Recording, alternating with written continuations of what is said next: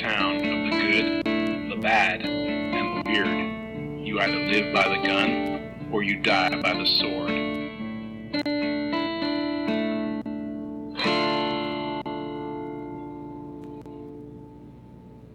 Welcome to The Good, the Bad, and the Weird. I'm Nico. And I'm Chris. And, you know, it is that time of year again. We kicked off the spooky season with a spotlight episode of Fuck, Marry, Kill with special guest Sugi Logic and Actuality at SugiCon this year. Very fun. But we are entering spooky season proper. Yes. Where we can binge horror movies and not be judged. As much. And this year we are taking a little bit of a break from the fun for the whole family that you normally pick. And Chris, why don't you tell them what your pick for October was this year? This is one that is near and dear to my heart. I know I normally promote the spoopy sort of movie, but if I'm very truthful, I have a set list of movies that I watch every year, and only one of them is a proper spoopy movie. The rest are true horror movies, or the hot garbage fire that I know, love, and will cherish with all my heart, Rocky Horror Picture Show. Yes, and even after the last podcast that we did a musical on, that I quoted, The Casualties, yes, you were somehow able to sneak in another musical before I even said so. I did sneak in one last musical. No, it's fine. I just, because I kind of forgot that this was a musical, and the moment the first musical act started, I'm like, God damn it, Chris got another musical in. Yes. Not only is this a musical, this is arguably one of the strangest mainstream horror musicals of all time. I'll give it that. I have some thoughts on this. This movie was never meant to be mainstream, and yet here we are. And I know why it's mainstream. I've actually I was talking to quite a few people in Laughenstein's Discord as well as Actuality's Discord a little bit, like about a month ago when I started my research for it. So yeah. But for those who don't know, the Rocky Horror Picture Show is a 1975 musical horror comedy about a couple who wind up at the castle of Dr. Frankenfurter and experience a series of life-changing events. And it is wacky, it is goofy, it is R-rated for good reasons. Not the strongest for you and me. No. But for what people thought they were getting into, there's a reason. Yeah, and we'll say that a little bit for the end, because it does ramp up. Yes. Yeah. Yes. So, Rocky Horror Picture Show is directed by Jim Sharman. Yes. And with screenplay by Jim Sharman and original music play by Richard O'Brien. It stars Tim Curry. Of course, my love. Susan Sheridan and Barry Bostwick. Of course. Sherman had only directed one movie before this, previously in 1972, called Shirley Thompson versus the Aliens. I have not seen it, but I am now intrigued. Yeah. Well, and he'd also been on he was the original London stage director. Which I've seen the stage version of this. Mm-hmm. I don't think you are familiar with that one, correct? So, I'm going to give a preface of this for all the listeners and Rocky Horror Picture Show fans. Yes. I have only seen this in movie form. That is okay. Yeah. So, I don't have any of the nostalgia attached to any of the live performances, screenings, or the Halloween specials. Understandable. Understandable. Yeah. As for O'Brien, the Rocky Horror Picture Show was the first screenplay to his credit, but he does appear in the movie as Riff Raff, a handyman, and is in a few other movies and worked with Sherman a little bit down the line too.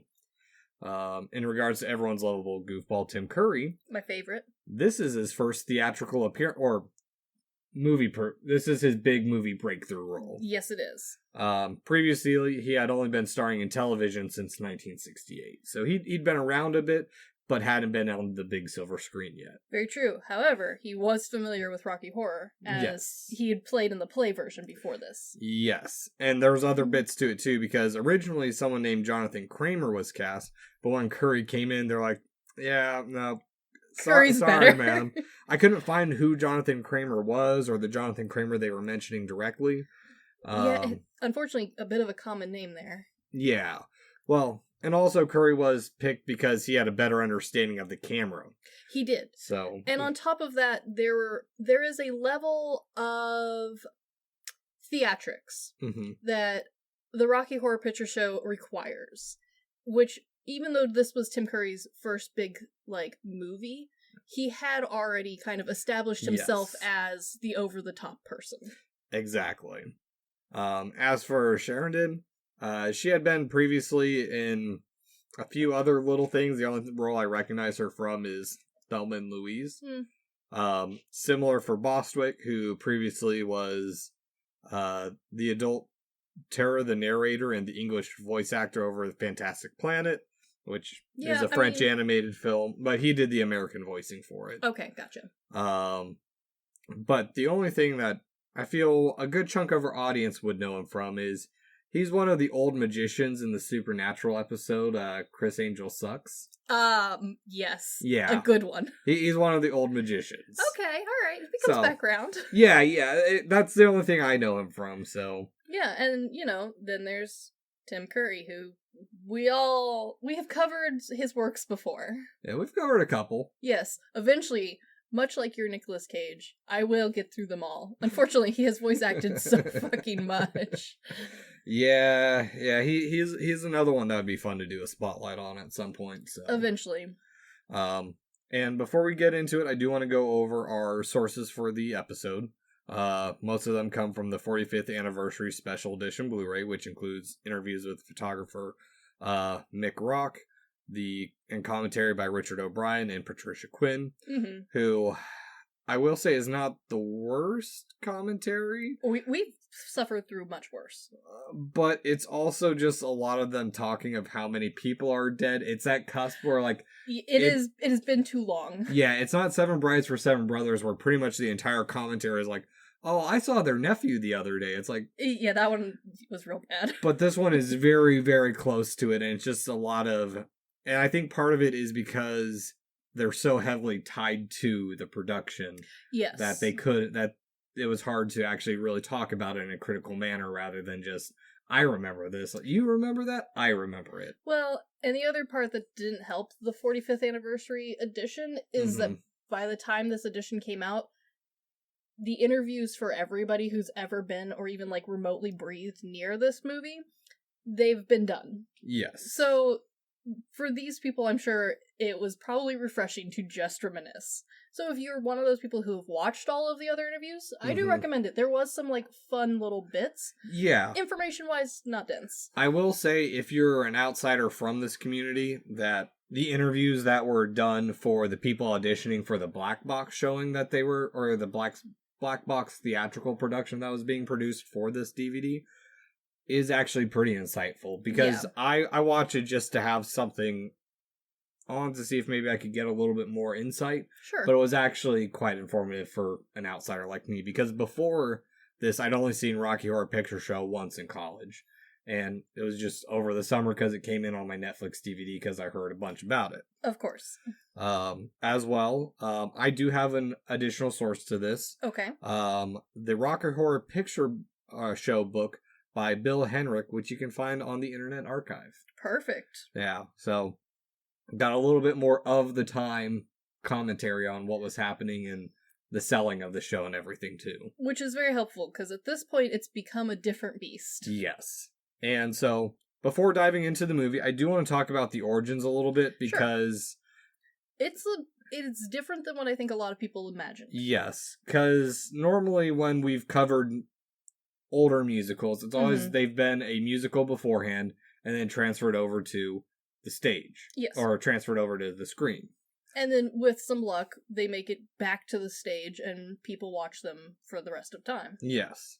So, it was originally written by O'Brien, and it was done to occupy his time when he was unemployed, and he wanted to combine elements of B-horror, muscle flicks, and 50s rock and roll. I think you can strongly see those influences in this movie. Yes. No, exactly. Once it's explained of what he was trying to do with it, it's like, okay, yes, I see every single one of those elements in this, but it also kind of like makes them less cohesive, then less cohesive than they already are, because the movie's not cohesive at all. No, it is definitely not. Yeah. And it also doesn't help that I think he wrote it in like a year. Yeah. It was a very short time frame for how much stuff he put in. He wrote it over a winter. Yeah. Yeah. Hardly any time at all. Yeah. Originally it was named They Came from Denton High, which that name makes much more sense compared to Rocky Horror Picture Show. Unfortunately, this whole production has always had a problem with names, and we'll get into that more when we get to the end. Yeah. And he said it was something, he wrote it as something any 10-year-old could enjoy. I don't know if I would let my 10-year-old watch this. However, as a 10-year-old who watched many of things they weren't supposed to, I would agree with him. The 13-year-old boy in me giggles greatly at Rocky Horror Picture Show. The parent side of me cringes very strongly at the idea of letting anyone under the age of 15 watch this. I completely agree with that.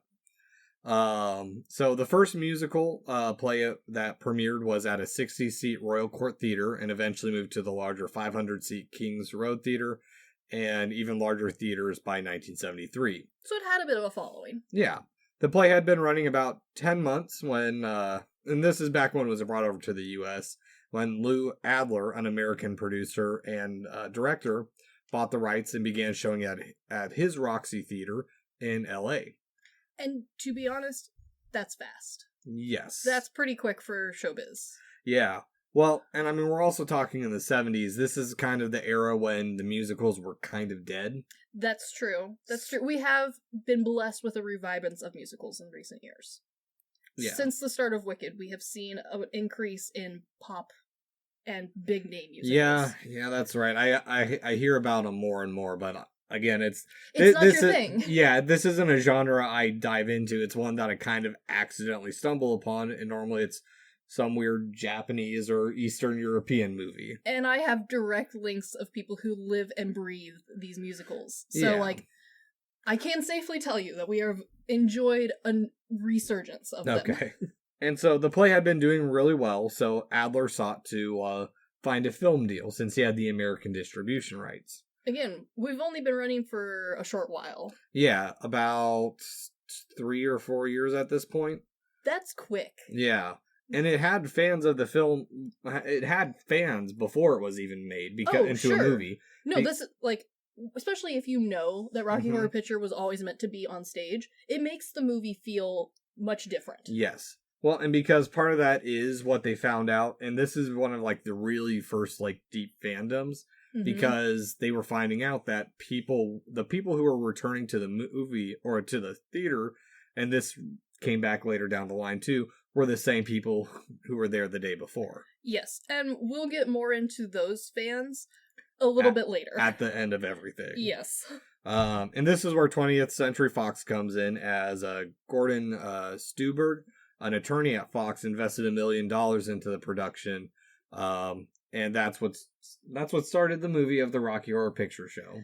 Yes. I won't go too much into the casting because the cast is pretty much the people who were doing it in London. Yeah, it's the same group. Yeah, there's maybe a few outliers, but like there's not a lot of outliers. No, really the only thing that truly changed from stage to movie was, for reasons that aren't ever really fully explained to my liking anyway. Okay. Is that they added a few more songs, I think like 2 or 3, and they and I quote, tried to flush out the story a little more.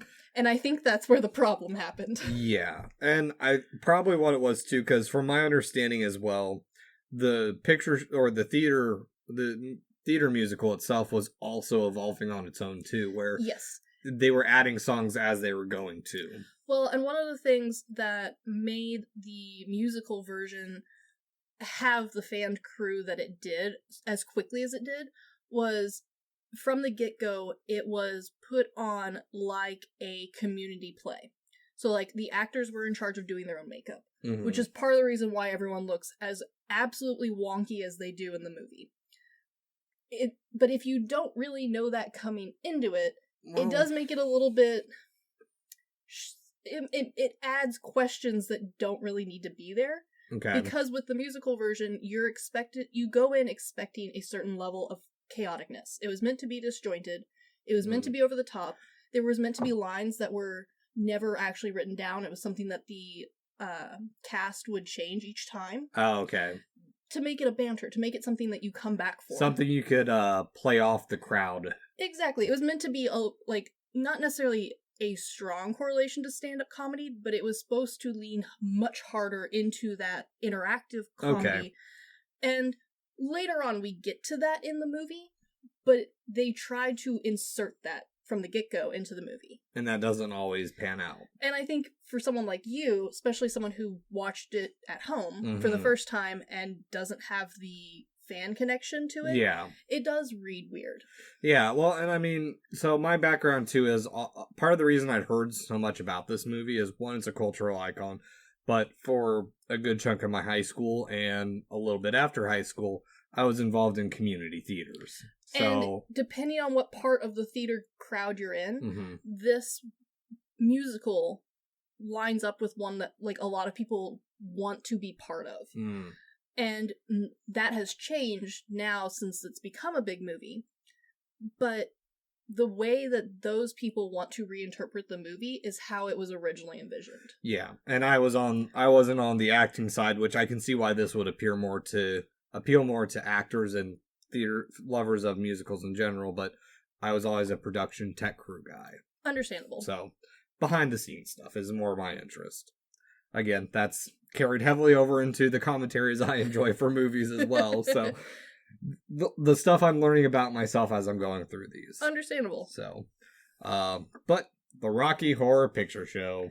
It opens with one of the most iconic images in musical movie cinematography, I think. Yep, lip singing along with the opening credits and the first song, science fiction / double feature. And honestly, the concept of almost drag level lady lips that are clearly lip syncing. They're not even singing, they are lip syncing to this song about the movie that's about to happen. Well, it's not, I don't think it's, the other thing too is there's so many pop culture references, and it's just an homage to the classic cheesy science fiction that came before. Exactly.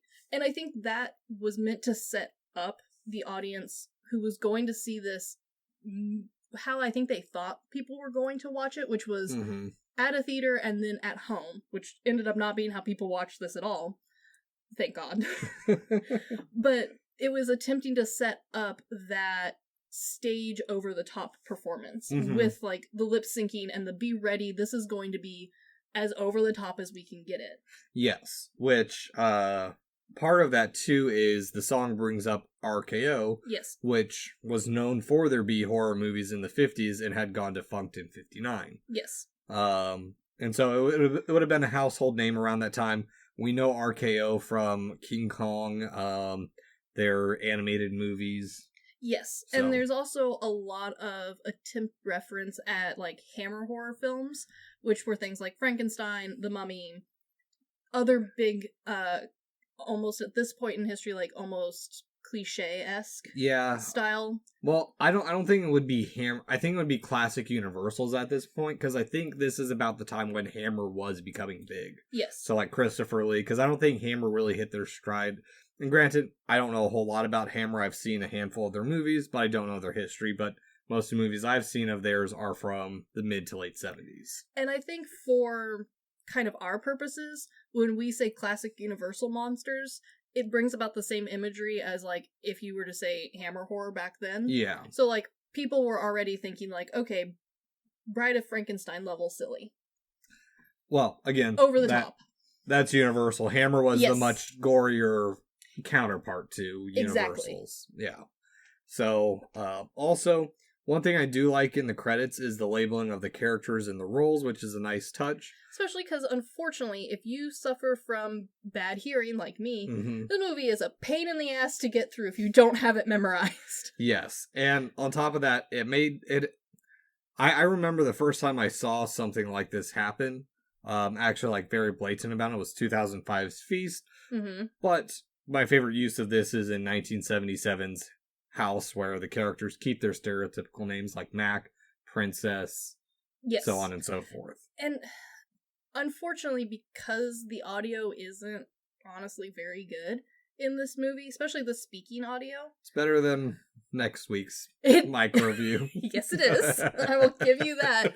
But the recording, especially like if you don't know it, if you don't have an audience yelling the movie along with it everyone mumbles, everyone talks away from the camera. Mm-hmm.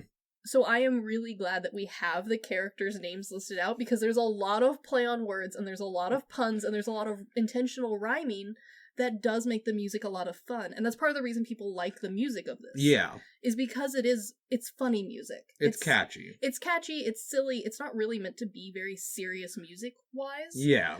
It's theater music, it's not radio music. Exactly. But on top of it being theater music, it was intentionally meant to be like earworm, stupid theater kid music, but not for kids.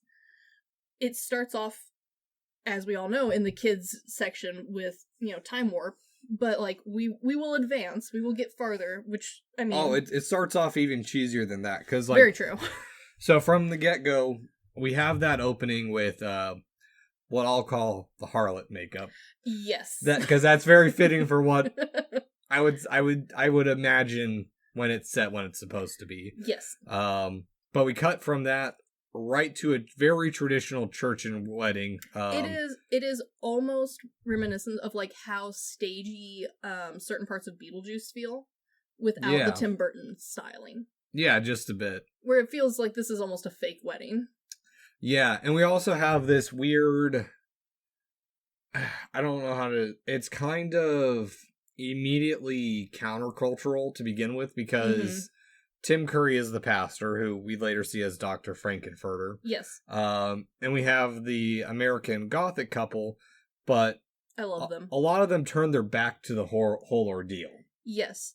Also, just because I don't think you probably went down the same rabbit hole of research I did. Okay. There's actually quite a few people from the party scene later on. Yeah. At this church. And the fan theory is they're there because there's a funeral happening after the wedding, and they are there to dig up the body. That is actually a very good theory. I would believe it 100%. And I do know about them being at the party. I didn't make the connection to the whole Frankenstein bit, but there is a slide that comes down later where it has a photo of the wedding, and there's certain people. Yes, circled. Which is, I mean, a lot of the fan theories in this one, it almost feels like the movie itself tried to put in there, like, wouldn't it be hilarious if? Yeah. Which, honestly, not a bad thing. I kind of like that. But there is a few spots in the movie where fans have found a little detail that they really latch onto, and this is one of them. It makes... The grave digging party. It just makes me think of that week of me just raging at... Actually, 2 weeks of me raging at Inception. Yes, it was hilarious. I loved it. Yeah, it's that kind of crap. It's not that bad. No. Because honestly, fan theory-wise, there's not a lot in this one. No. But we do start off with very cheesy old sci-fi-like dialogue. I love it. And it's like over-masculine. And yeah. With like, they are constantly like lightly punching each other. Yeah, it reminds me a little bit of like Night of the Living Dead kind of dialogue. That old style of like... Where it feels almost like... 50s, 60s horror. Very formal. Yes, that's the proper way to put it. And so in this, we're introduced to our two main characters, Brad Majors, a hero. Sure. Portrayed by Barry Bostwick, and Janet Weiss, a heroine, portrayed by Susan Sarandon. Or Sarandon. Yes. Which, after the wedding party leaves... Brad and Janet are walking through a cemetery. You forgot the best part. She catches the bouquet. Oh, right. Typical. It's very, like, it is the most stereotypical fake wedding you can imagine. Yeah. And behind the cemetery is Denton, the home of happiness. Adorable. Yeah. It's supposed to set up that old school, like, feeling of, like, Americana, old, like, Attack of the Gila Monster. They're gonna go to the soda joint after this. This is where we start really leaning into the whole like B horror elements, where like the settings are so generic you could almost swear everything is set in the same town. Yeah. We've got the small white church, we've got the cemetery, and we have the building out back. Yep. Yeah, It's an interesting setup because it continues with this for quite a bit. It really does. Longer than I remember it Because, like, again, I watch this movie every year, and yet every year the beginning of this movie feels shorter and shorter and shorter in my memory. Like, I jump straight to the mansion every time in my mind. Yeah. No, cause the intro is relatively It's longer long. than it's much longer than I remember. Yeah. But in this, we get our second song, Damn It, Janet. Which I fucking love. It's a catchy song. It's a catchy song, but also, my dear husband and I play a game where we have to rhyme the last word of a sentence over and over and over again. And that's pretty much what this song is just rhyming everything under the sun with Janet. Damn it. Yeah. Some of them don't even properly rhyme with Janet. Well, okay, so... But I don't care. They do, but it's something that I know my brothers fought over, or had an argument over. Mm-hmm. My youngest brother, for some reason, is so heavily about, like, oh, it has to rhyme to be poetry, and it's like, no, you can do slant rhymes like Janet, damn it. It's where it ends with that T, but it's kind of like a slant rhyme, where it's not a full... Yes. rhyme. It's not Dr. Seuss, but it's close enough. Yeah, exactly. And so this is a part where I don't get some of it. I don't get why the people in the church are so deadpan, other than like they're supposed to it feels like they're supposed to be like the fuddy-duddy classic stuffy religious type. But sure, it's just something like, and again, the wedding leads to a funeral, which I get. It's not supposed to be a happy occasion, but at the same time, it's not the type of humor that comes across super well to me. Like I know it's one of those ones where I know it's supposed to be funny, but it's that type of stage humor where it's just like, okay, I get it, but This is for me a prime example of where stage humor doesn't translate super great to movie humor, because this sort of awkward, over-the-top awkwardness translates really well from a stage to an audience, because you don't have anything reality-wise to base it on. Yeah. You're usually limited set-wise. You've only got really the characters to look at. You might have like 3 or 4 props at best, especially with this movie, or this play, I mean. So, like, I can understand why, from a play standpoint, they would say something like, oh, well, now we're going to have the background be deadpan, to, like, then later on emphasize the partiness that's coming. Yeah. And to also play off of this, like, uncomfortableness that's going to happen and, like, happen to the audience. Well, but it doesn't necessarily read great at a movie. Yeah, because it also doesn't really, like, they don't reuse this kind of thing. It's just... This is a one-time use. Yeah, exactly. And it just, like, I don't know, it just doesn't work. Not great. From this, we do have a window transition to the criminologist, an expert. An expert. Portrayed by Charles Gray, watching slides with the pastor and other guest circle. This is that scene that I brought up, where it's like, okay, so... and this is why it's still weird, because he acts as kind of like a narrator, but we have a narrator. Not even really. That's true. Yeah. The beginning of the movie feels out of order to begin with. Yeah, it does, but I don't hate it partially because this movie never really meant to be in order. No. I think part of the fun of it is that you really don't know what's happening next. Well, you say that, but I think it would be more interesting if it was kind of done in the style of Clue. Because, I mean, it just, I don't know, it just doesn't, it works later on, but I get why they did the iconic intro, but it just feels like this should have been, like, in a traditional sci-fi movie, the start of it.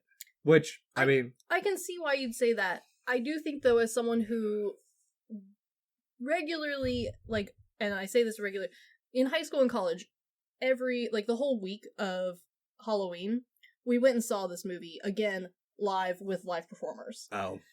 And so when you watch it that way, which I think at this point is kind of how it's meant to be watched. Okay. Which, it sounds stupid, but it's a strange medium, honestly, because it's all over the place.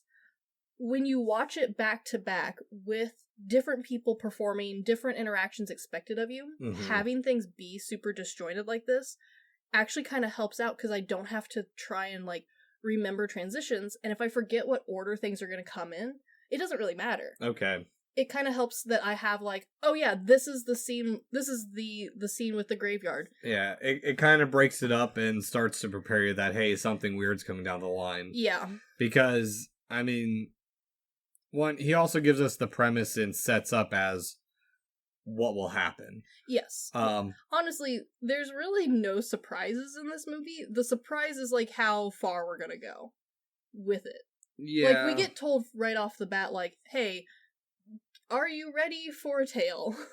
Yeah, that's basically what it is. I mean, it's very much a self-fulfilling prophecy in a way. Yeah, I mean, he's the one that tells that, like, hey, there's different roles. It kind of gives us that introduction of here's something to look for with the people circled on the back. I mean, back then you couldn't rewind it to look and see who was in the photo, but you would have theoretically watched this 3 or 4 times. Yeah, and for me, I mean, I don't hate this part. It just, in a storytelling manner, it doesn't mesh well. No, I totally agree. In a pure movie context, this is a very awkward reinterpretation of a stage production. Mm-hmm. And it's also a very Alfred Hitchcock presents bit of kind of. Yeah. It feels like the start to a 50s propaganda movie of, like, children beware. Honestly, boys beware. Honestly, though, if I had been told that that's the vibe they were trying to achieve, I would not be surprised. Yeah. No, it's that. I get what they're going for. It just there's a lot all crammed in there. Exactly. Couple little bits of trivia before we move on to the next scene. Gray was the original narrator for the London productions. Also, that I think was cool. Yes. The transition from the glass window to his office was a mechanical one, so that was physically done, which is pretty cool. It was, yes. But yeah, just couple little things before I wanted to go in there. Because from here we cut to Brad and Janet driving in a storm with boring radio news playing and biker drivers, and they're come to a detour. And this is my favorite trope in stupid movies ever. Yeah. Is random couple, preferably from the 70s or earlier, in a rainstorm. Car will break down Scooby-Doo style. There will be a mansion, there will be lightning, but the lightning needs to be, like, the thunder noise needs to be made from some guy whose name's, like, Charlie in a trash can in the back. And that recording needs to be old, and it needs to be very quietly played. Like an Ed Wood movie. Uh-huh. Yeah. This is the same vibe as Clue, if you haven't noticed. Yes. No, I get it. And that's kind of like why I wish it had gone more of a Clue-like route with not, like, a true ending kind of thing, and just actually made stuff disjointed the way Clue did, because Clue is disjointed from the get-go. I feel like, in a lot of ways, Clue was a polishing of a lot of the elements that happen in Rocky. Also Tim Curry, who, by that point, had polished that career. Exactly. Well, I know when you say dating, O'Brien didn't like that they used the Nixon speech because it does set a time frame. It does, but okay, I understand why he didn't want to set a time frame. Mm-hmm. But with that said, by having a vague time frame, not necessarily like a super hard line one, by having that vague time frame, it gives the audience an excuse to laugh at some of this stuff. Yeah. Well, and on top of that, if you're looking closely at stuff, it's also setting up Brad and Jan to be very plain, boring people because... They are. They're vanilla. Janet's reading the Plain Dealer newspaper. How exciting. Brad obviously listening to the radio, and then when the bikers drive by, he says life is cheap for those types. Which makes very little sense to me because from what I understand, motorcycles are expensive. Well, it also comes from, like, the James Dean, like, Rebel Without a Cause. Yes. Biker, like... He's implying that there's, like, they don't necessarily are investing in home and stock. No, they're not looking for they're not looking towards the future, they're just living in the here and now kind of aspect. Gotcha. But also the detour is a way to poke fun at bad sci-fi inconsistencies of the bikers coming from the detour. But they're also having to go back to find the stereotypical castle that they passed in Ohio, which surprisingly, there are 14 castle-like buildings in Ohio. Yes. I did not realize this. Yes, there are. And later on, eventually, we will get to 2 of them that are claimed to be some of the most haunted places in America, and I love it. I know so much about these stupid buildings. There's also several in Kansas and Missouri. Get excited! Great. But also, it also kind of sets up Janet to be a little bit more relaxed because she's worried about Brad's seriousness. Yes. Yeah. I do also like, though, that this is an easy way to, for the audience to differentiate their plain boringness from these people's plain boringness. Mm-hmm. Like, these people are so boring, they make, like, flour seem spicy. They're pastier than I am. Yes. Yeah. Like, but that works for the audience because we're about to be thrown into a world of just, like, extremes. And we need the audience to be more okay than these 2 with those extremes. And I'm going to preface this a little bit on my side of, I'm going to pull a Henry Zebrowski, swish, swish, swish, extremes. Yes. Quote unquote extreme. Yeah, extreme by their standards. Yeah. But, like, that's the point, is, like, we're trying to get the audience to be like, well, I'm not that boring. Yeah. I'm not like them. But, like, you are. Yeah, yeah. Like most people watching this are not, which we'll get into later about the culture around Rocky Horror, but, like, that's part of the reason why they are so boring. Yes. And they find the castle that says enter at your own risk, and we get the setting of November 1974. Sure. It's so distant past. It was so far along. And on the way to the gate, we get our next song called Over at the Frankenstein Place.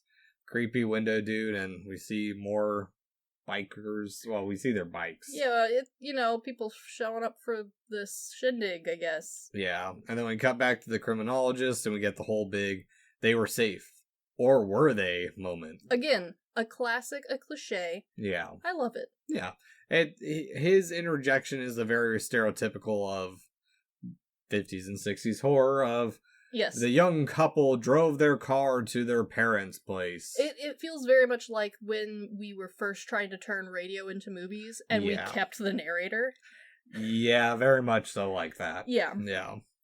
But then we cut back to Brad and Janet, where they are greeted by Riff Raff, a handyman, portrayed by Richard O'Brien. Who is iconic in this role. He's also the original stage Riff Raff. Yes.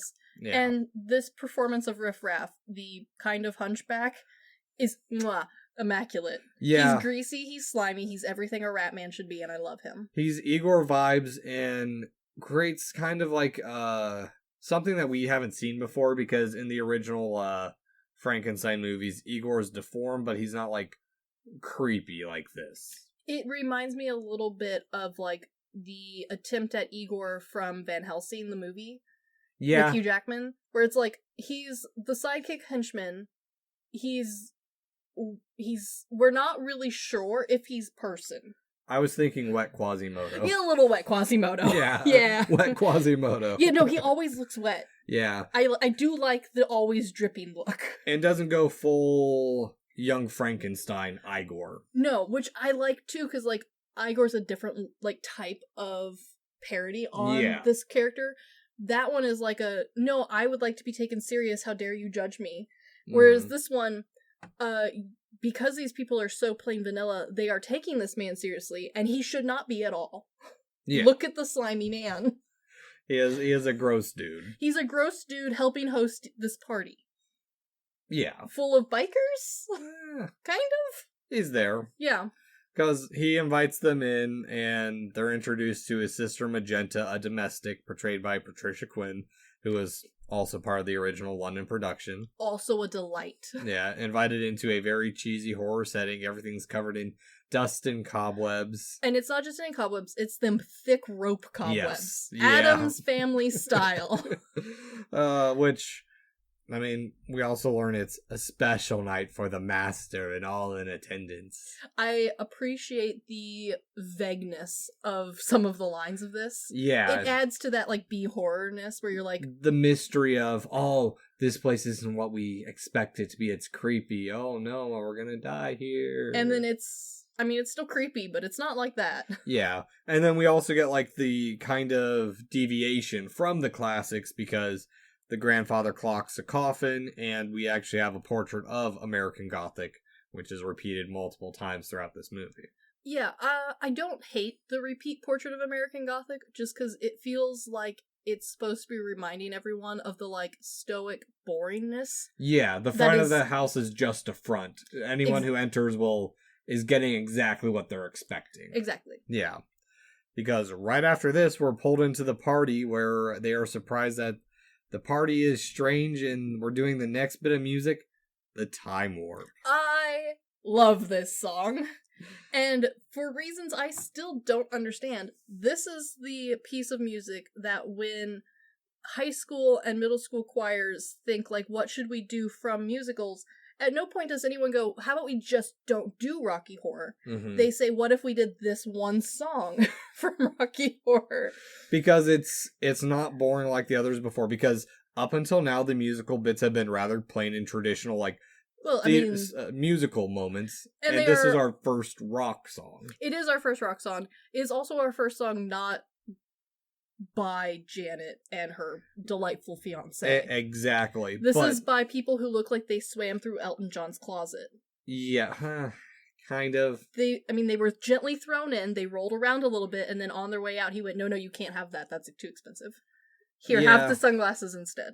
Yeah, I mean, it's the most vibrant set we've seen so far, and so I'll get into a little bit more towards the end of all this, or after everything, but the movie is very punk-like, even though it's supposed to be 50s.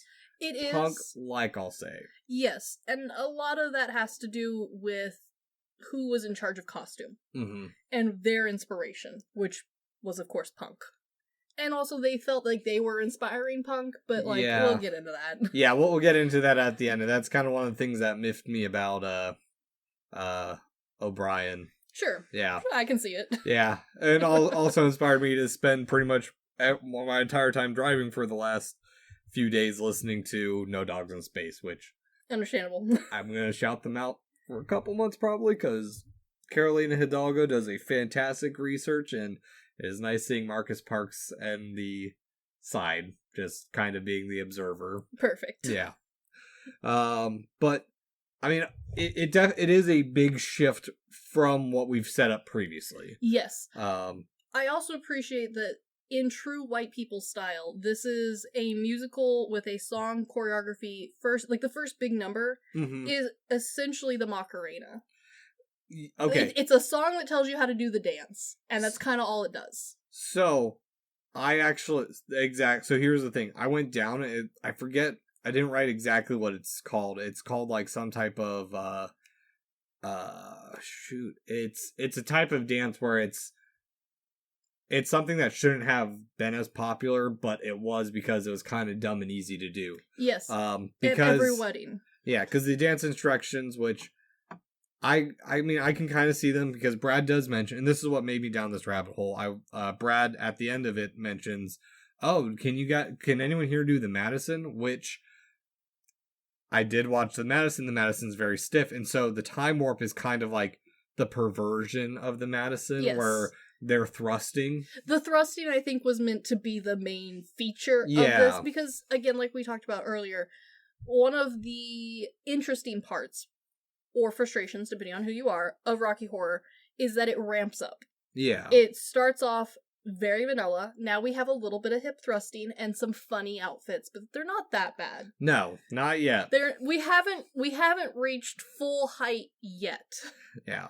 Also, another note that we never really get introduced to this character. We hear her name, but this is where we meet Columbia, a groupie portrayed by Nell Campbell.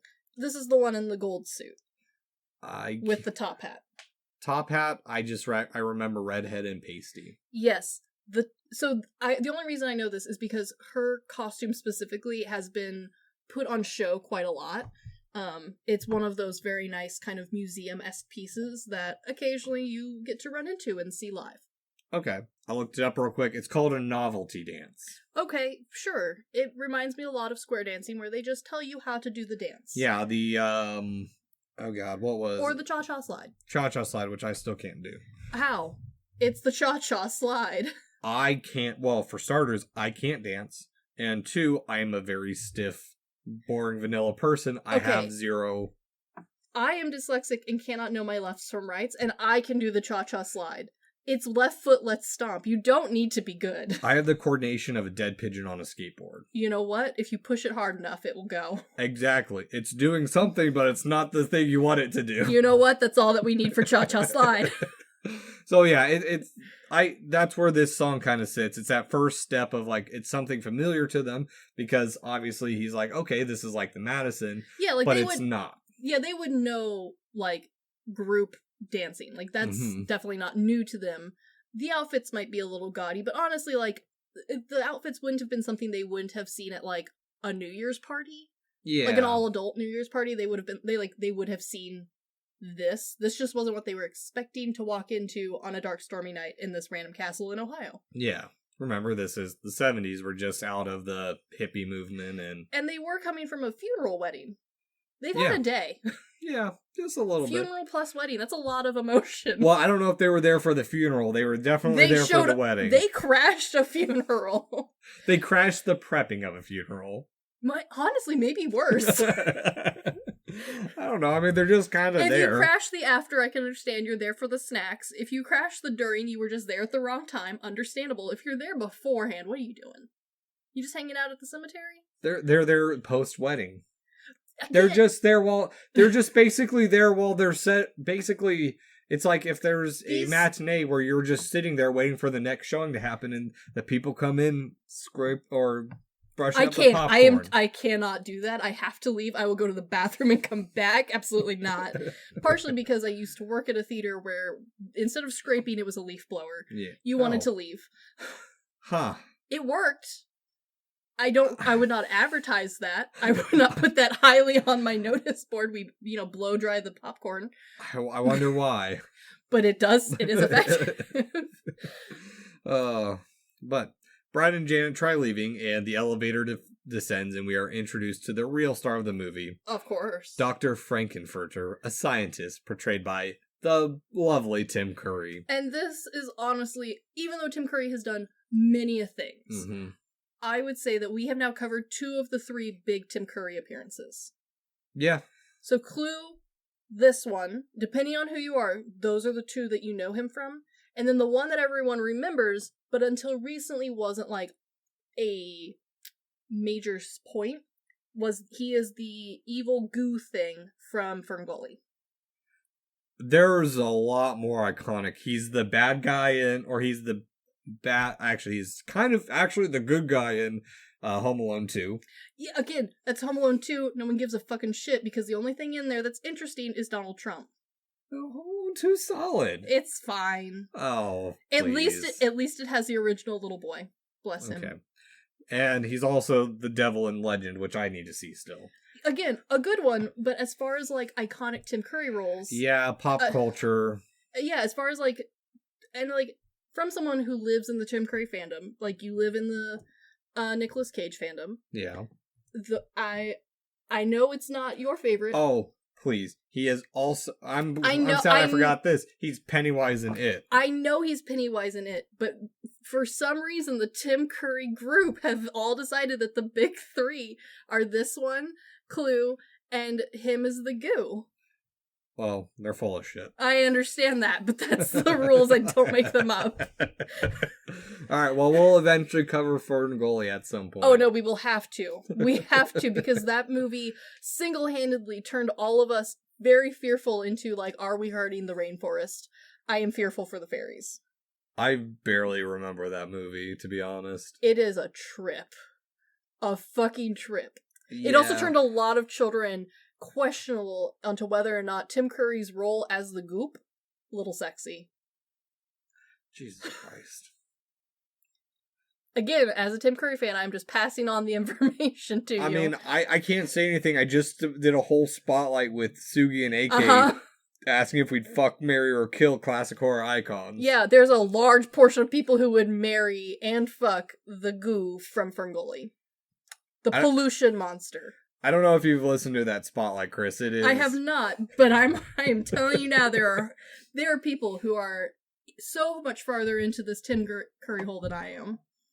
I mean... And this movie starts it for a lot of people, and we will get more into that as Tim Curry's role progresses in this film. Keep them away from silly putty or slime. I think that might have helped all of them. Exactly why you need to keep them away, because it helps. But we do get our next song, and that's the thing with this movie, is a lot of the songs kind of just bleed together. Yeah, no, this is a very strong example of musicals that didn't necessarily translate well to movie form. Yeah. And this is why, like, if you only watch this in especially home movie setting, it reads weird because there's not a lot of dialogue in between stuff. The original Annie had this problem too. Yeah, and so that song is the most controversial song we probably have in this whole movie. Is it really? I'd say so. Okay. The rest of it's kind of tame for the most part. Yeah, I mean, especially compared to what we normally watch. Yeah, but I mean, this is all, we also have to take this into context. This is the mid-70s, so... Mid-70s wise, I totally agree with you. Yeah, but it's a song, Sweet Transvestite. Which, once later on you find out, is not about transvestites, but about the planet. Yeah, transvestite in transsexual Transylvania. They're aliens. You didn't know? No. But honestly, like, that feels like the fun loophole that they, like, put in there. They're like, no, this is about aliens. Yeah, it's how they probably got through some censorship. I mean, we're out of the Hays Code, but we're still in the early days of ratings. Oh, yeah, definitely. Yeah.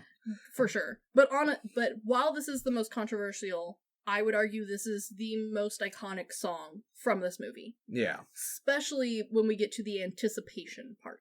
So, for me with this a little bit, this is where we get our first real deviant, and his performance for me feels like a little bit of a canny Elvis-like in some of his phrasings. Yes. Like the very classic rock and roll vibes. Yes. We have not fully embraced our full punk yet. No. We are very steadily in that 70s rock.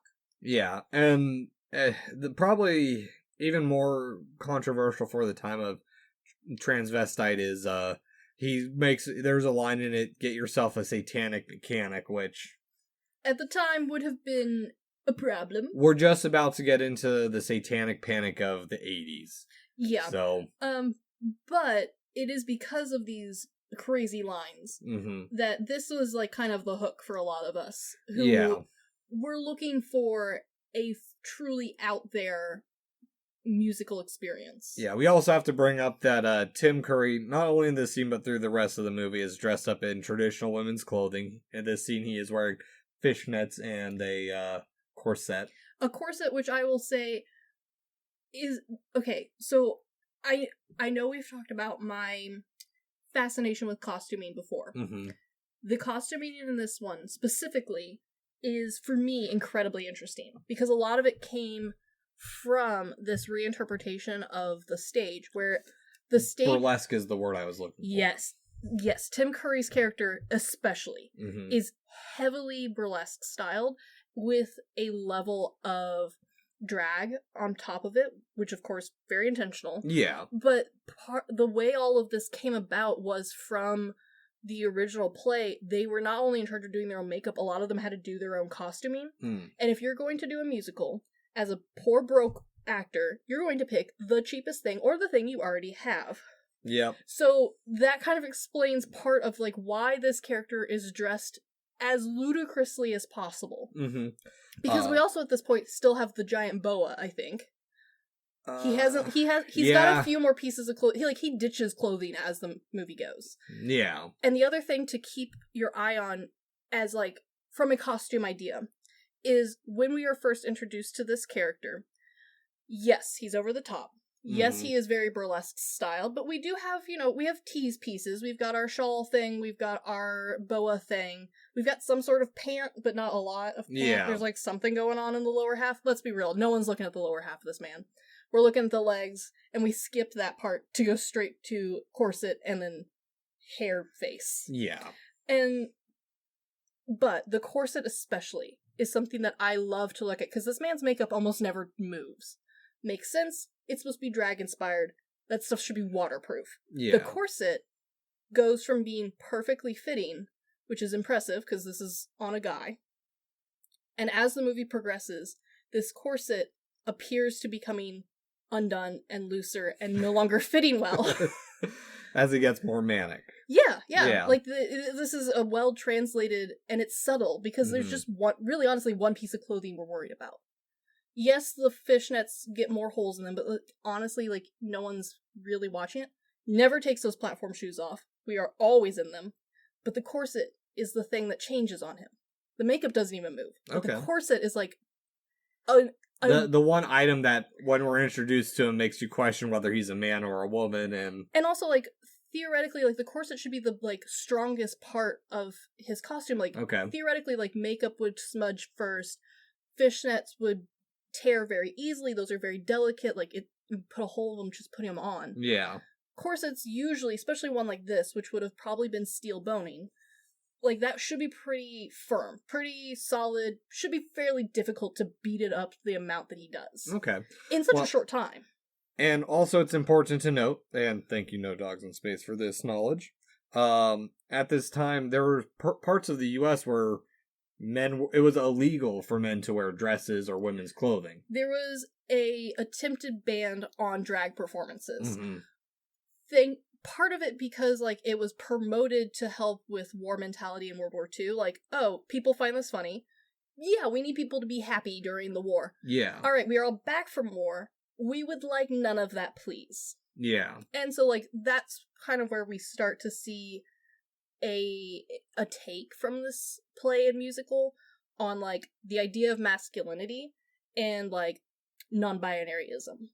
Which, for a lot of fans, is a huge draw, is being able to see this, and, like, it's not really a talking point, it's just, that's what this character looks like. Yeah, and we'll get into that a little bit at the end, because there's it's important to the movie and the community for it. Definitely.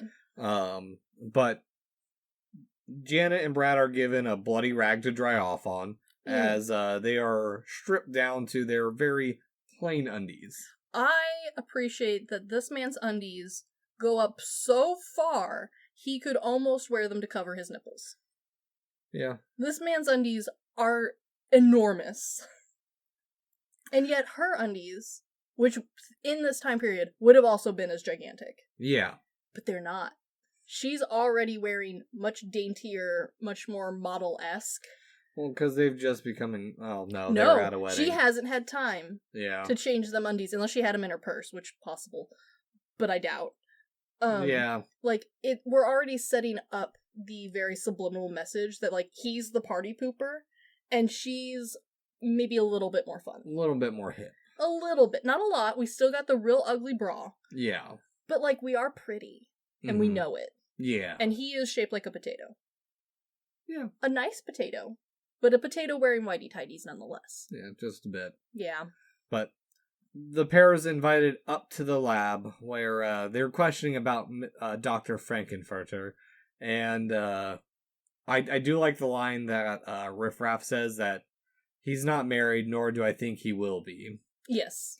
Which, the lab is creepy but bright and colorful. Like, it reminds me of the reinterpretation, like the newer version of Willy Wonka and the Chocolate Factory. Okay. Like, once we get past the, like, fun color part. Is it the Johnny Depp one? Or? Yeah. Okay. The Johnny Depp one, like, after we get past the fun colors and we get into, like, the back rooms of the factory, it kind of has that, like, unnerving white. Okay. Yeah, very sterile. It's very sterile, but at the same time, you're like, there should be more stuff in here. Yeah, it makes me feel kind of like a toned-down version of, like, how the Underworld and Afterlife is colorful in movies like Coco or The Corpse Bride. Yes. Yeah. So it's kind of that little bit. I totally see it. Unsettling. Very. But it's time to reveal to the peanut gallery watching. I love the peanut gallery. They're fine. Okay, the reason I love them is because they are so unnecessary. Yeah. There is no reason for these people. This is the last scene they're in, too. Yeah, and there is the only reason they are here is because the doctor would like an audience, please. Yeah, exactly. Which we see a mummy floating in fluid, and I do kind of dig the idea of, Well, he explains his whole process of he's Dr. Frankenstein. Yes. Obviously. I mean, the name is Frankenfurter. Yeah. And we get electric guitar and lights flashing as the whatever device he calls it is. They all have stupid names. Yeah. I love the stupid names, but yeah, they all have stupid names. I also like that this mummy prop, the thing floating in it, is theoretically the same mummy prop as from The Mummy, the movie. Oh, yeah, I can see it. That's the fan theory. I haven't been able to find, like, from the director himself being like, yes, that is the prop, because, I don't know what prop department would be like, yes, here's our prop from this movie that's well-loved. Please submerge it in liquid. Well, and here's the thing. I don't think it would be either. One, it's also not submerged. It's actually just suspended over a tank that's got color on the front. True, but, you know.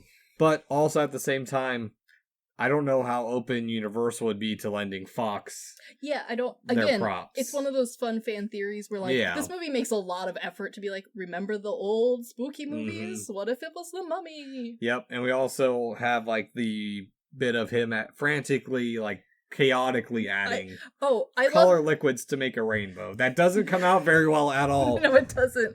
I also love how this scene of him twisting knobs, pulling levers, and adding random liquids to things takes forever. This is a very long sequence of pulling levers. It's about 1 to 2 minutes. Which is arguably too long, but I kind of like it. Because the movie's only, an hour and 40 minutes. And I can confirm, because I listened to the entire soundtrack on the way here, literally straight on an hour's worth of that is just the songs.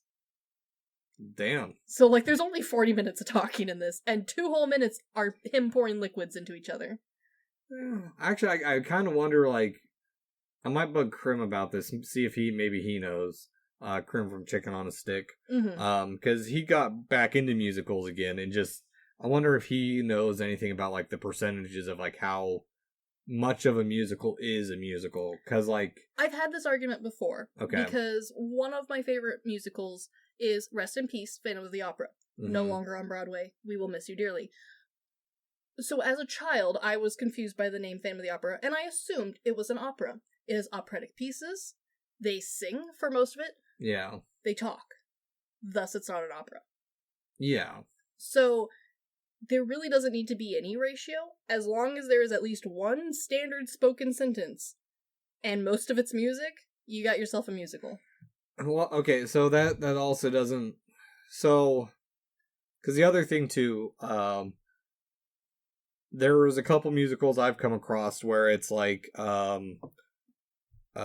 Burst City and The Lure, where they're punk rock musicals. Still musical. But the musicals the music moments are more like a music video and doesn't really drive the plot at all. They're just elements of it. Yeah, still a musical. A good example would be Across the Universe, the Beatles movie, where they just use Beatles songs and then tried to put a movie to it. I don't see that. It's terrible, don't. It's really garbage. Okay. And, I like Beatles music. I don't love Beatles music. I was never, a huge Beatle fan. But I like Beatles music, and I like psychedelic, movies and stuff. Fun fact, a good chunk of the punk rock community were a fan of Beatles. Which is understandable. It's good music. Yeah. And I can totally see where the roots come from for punk and rock in general. But, Across the Universe, not a great interpretation. It's a little boring. Okay. But, even though I don't think anyone... no, there's one song that they actually sing. The rest is just, background. Still a musical. Alright. Unfortunately. That's why Disney, all of those ones where the characters sing, technically a musical. Alright. Yeah. Alright. Well, that clears it up then. Yep. Now, if they only sang, be an opera. Interesting. I know. Done. I want more operas. But I want them all done like this. I want Takashi Miike to do an opera. That'd be good, actually. Happiness of the Katakuris is probably the closest to what I want an opera to be. I think we could do it. We should write to him. Yeah. Hell, just do our own. We've got a forest we can shoot in. That's true. Yeah. I've got plenty of creepy places. But speaking of musicals, we get the It's Alive and Dry as Fuck moment as Rocky Horror, a creation portrayed by Peter Hinwood, begins singing Sword of Damocles. Which, a little metaphoric for this so far very literal musical. Yeah, which, in the editing of this movie, I think him grabbing the device and cut is just so quick and rough. It is. It is. I do appreciate, though, how multiples of my friends have made the comment that the devices and switches in particular are very phallic in nature. Yeah. And are, according to one friend from college, maybe a look at his interpretation of the future relationship. So, yes, in that regard, too, because this moment is very quite like Bride of Frankenstein, where nothing's going well for Dr. Frankenfurter, and also his creation is rejecting him. Yes, which is hilarious, because this creation looks like it has 2 whole brain cells. Yeah, and also, as much as counterculture this movie is, this part really started making me rewatching it, made me see Dr. Frankenfurter in a different light, because imagine being disappointed when something you made doesn't conform to your wishes. Yes, but also, like, that is literally the original plot of Frankenstein, so, yeah. Well, that's it, but it also begins to show the tyrannical nature of Frankenfurter. Oh, no. I do like how we are not sent immediately into the spiral of Frankenfurter. Like, this movie does a great job of building up not just the craziness, but also, like, the unhingedness of Frankenfurter. Well... It's a fast ramp, but there is a ramp. It's a 5-minute ramp, because... yes. Right after the chaos ends, Frankenfurter gives Rocky his presents to tone him up, and we get the next song that I thought was part of the first song. It is the second song. I Can Make You a Man, which... The finger down the body was considered risky for the time, or risque. I can understand why. We also have the perversion of religion of make you a man in 7 days. Yes, and also the entire time the background creature man person. Rocky Horror. Yes. He has a name. He does. Rocky Horror, a creation. The creature. No, a creation. That's true. Because technically he's the second one. He is, which we will get to very, very soon. I have lots of words about that.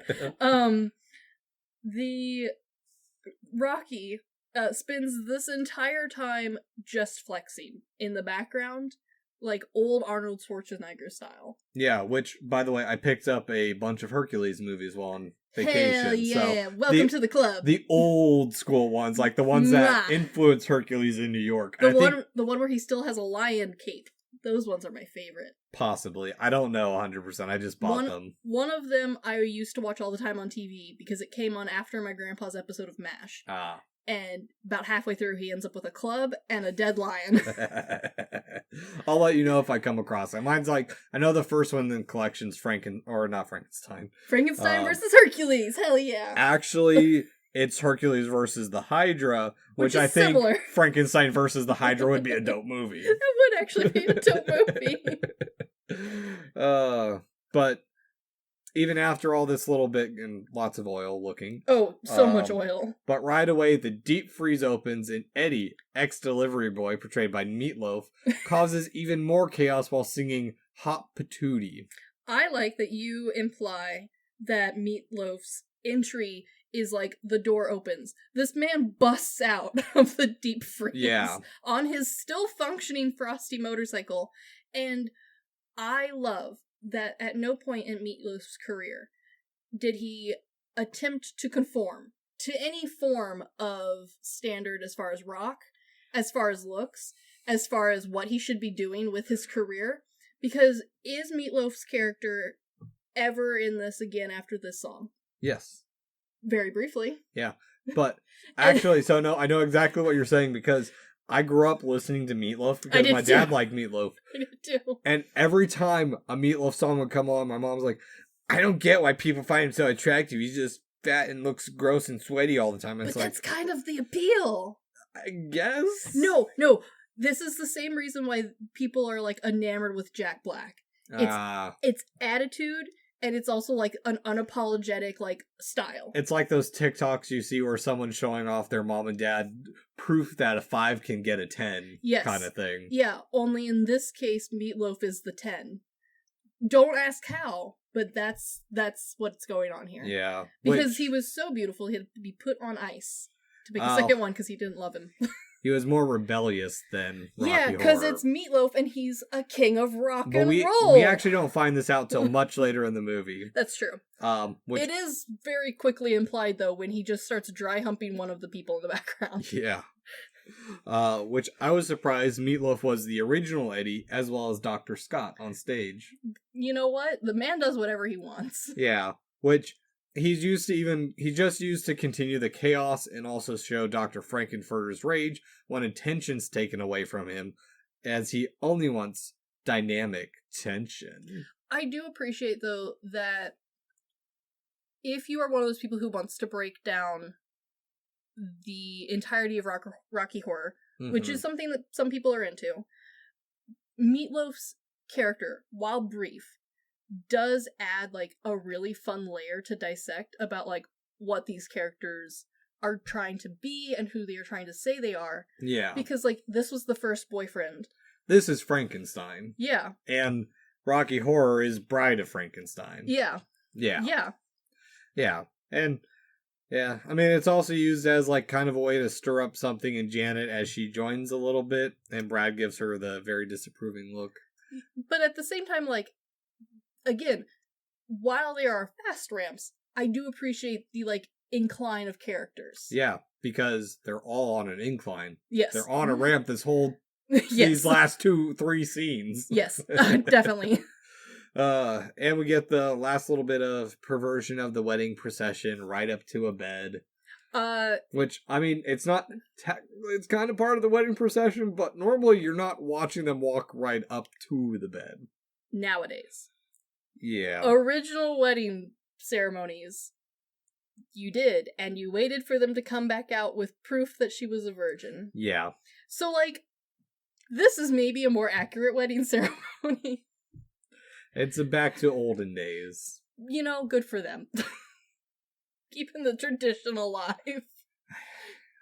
And now I just, for some reason, I was like, okay, well, so now Transylvania is just like this old school town, but they've got spaceships, and then I'm like, oh, that's just Vampire Hunter D. Yeah. Yeah. Yeah. And we cut to the criminologist who explains the interior monologue of everything. I do kind of like him. Yeah, separate but observed. They're unwelcome. Or no, he's also explained that there's unwelcome guests on the way, and that like. Yeah, like we have really run in full force into like the punk rock scene here, especially with Meatloaf, and now he's kind of bringing us back to the old B horror movie styling, and especially 70s styling, like more drugs, sex, and rock and roll, not. Yes. Yeah. Exactly. Yeah, which. It still miffs me with that comment. I can understand. Yeah. Which, we cut to a scene where Frankenfurter comes in the night to, Bridget disguised as Brad. Which, it had been a long time since I've seen this movie. Both this and the upcoming scenes are, as funny as they are. I do have to call them out. They are rape scenes. 100% they are. The fans know this. We would like to focus, though, that wig is doing a lot of work. Yeah. Oh, very much so. Very, very much so. Which, I'll save some of my comments about the extremes of this movie to the end. Sure. Which, I mean, there's reasons why this scene miffs me a little bit and why it's, like, so praised and looked over quite a bit. Understandable. Yeah, it's one of those things where, like, we're aware it's there, but we're gonna look away from it. Unfortunately, it suffers from the musical problem, and we've yet to get away from it. Yes. No, and I mean, it's an element, it's there. It is. I don't have issues with these types of scenes, it's just, there's other things that were happening in cinema around that time that got heavily criticized that did exactly what this did, but it's overlooked because it's bright, colorful, and entertaining. 100%, and then on top of that, this movie managed to get away with a lot of this because it came out from the get-go being like, no, we are making a commentate on all of those others, which, depending on where you stand on all of this... It's the pretentious art nerd argument of why they're doing something. Exactly, and again, depending on what side of the stand you're fighting on, that can either be, like, a valid reason or a lame excuse. Exactly. And I think people understand where I fall in on this. Yeah, I am also in the lame excuse. I think there's probably a better way to do this. However, does it fit with Rocky Horror? Yes. Yeah. Which, from here we cut to the bridal suite where Riff Raff is taunting Rocky, who is kind of like King Kong tied down at this moment, too. He's chained to the bed. Yes, they do a lot of work to make the sexy oiled man more monster-esque. It's more Frankenstein than King Kong. Yes, I can see where you mean. Yeah, I got King Kong because he was chained down. Again, though, like, the blind rage, the anger, the obsession with Lady, like, I can see the parallels. Yeah. But from here we cut to Brad where Frankenfurter does the exact same thing. And this is where I understand, like, it's the comedic part in showing that Frankenfurter doesn't care. He's very much... It reminds me of Creed in The Office, where he's like, oh yeah, I've been to plenty of parties where we were rolling in the mud. If a man was slipped in, you didn't know. Yes. It's very much that mentality. And it, I mean, for the 70s, yeah, it's controversial and pushing it a little bit. But I do like that he has this routine rehearsed where very much so. They're quote-unquote unwanted guests, but they're really not. They're just another object for him to play with. Yes. Toys. He is the most self-centric person on the planet. Yeah. Which, it's kind of cut short, but not, because it's revealed that Rocky's loose and the dogs were sent after him. But right after that, Janet regrets. We have Janet's whole thing of she's betrayed Brad, but she sees a video footage of Brad having a smoke afterwards. Yes. Which is heavily implied that Brad's regretting it, but they still did the nasty together. Yes. Yeah. Yeah, this is, again, depending on how much psychology you want to employ, there is some interesting things you could pull apart in this. Especially since we were set up to have Brad be the most uptight of characters. He definitely got something up his ass this time. Yes. and I will say, I'm sure Frankenfurter was the power top. I would like to imagine. Yeah. But we were set up with certain expectations, those were broken, and then the expectations of the broken outcome were flipped. Yeah. Which does add to a very interesting narrative. Even if it is necessarily brief and very overlookable. Yeah, no, and that's the thing. It's brief. It's not a focus of a movie, and that's probably why some of the other movies got more hate towards. Yeah, and also, like, this one, I think, originally only showed at, like, midnight, so, like, we did get away with a lot that way. Yeah, exactly. It's that era of, like, grindhouse cinema where, like, Women in Cages, which is the most recent grindhouse set of movies I've watched, has the actress who stars as Jackie Brown in Tarantino's movie. There you go. Yeah. Yeah. Very... yes, I like those movies. And while this movie is not grindhouse at all, like, especially if you and I, like, we've watched actual grindhouse. Yeah. This movie is not grindhouse at all, but this movie did try to... I'll say it's tangentially grindhouse. It is, and it wanted to be, specifically so it could get away with things like grindhouse did. Yeah. And this is Janet's Sexual Awakening Song 2 with a Touch Me. Which, such a bop. I don't like her voice in this song at all. I absolutely fucking hate this song. I do too. Again, though, I have listened to this performed by probably 100 different people at this point. And yes, her voice is obnoxious. I have listened to everything from more obnoxious, think like the little blue cat from the original Dragon Ball.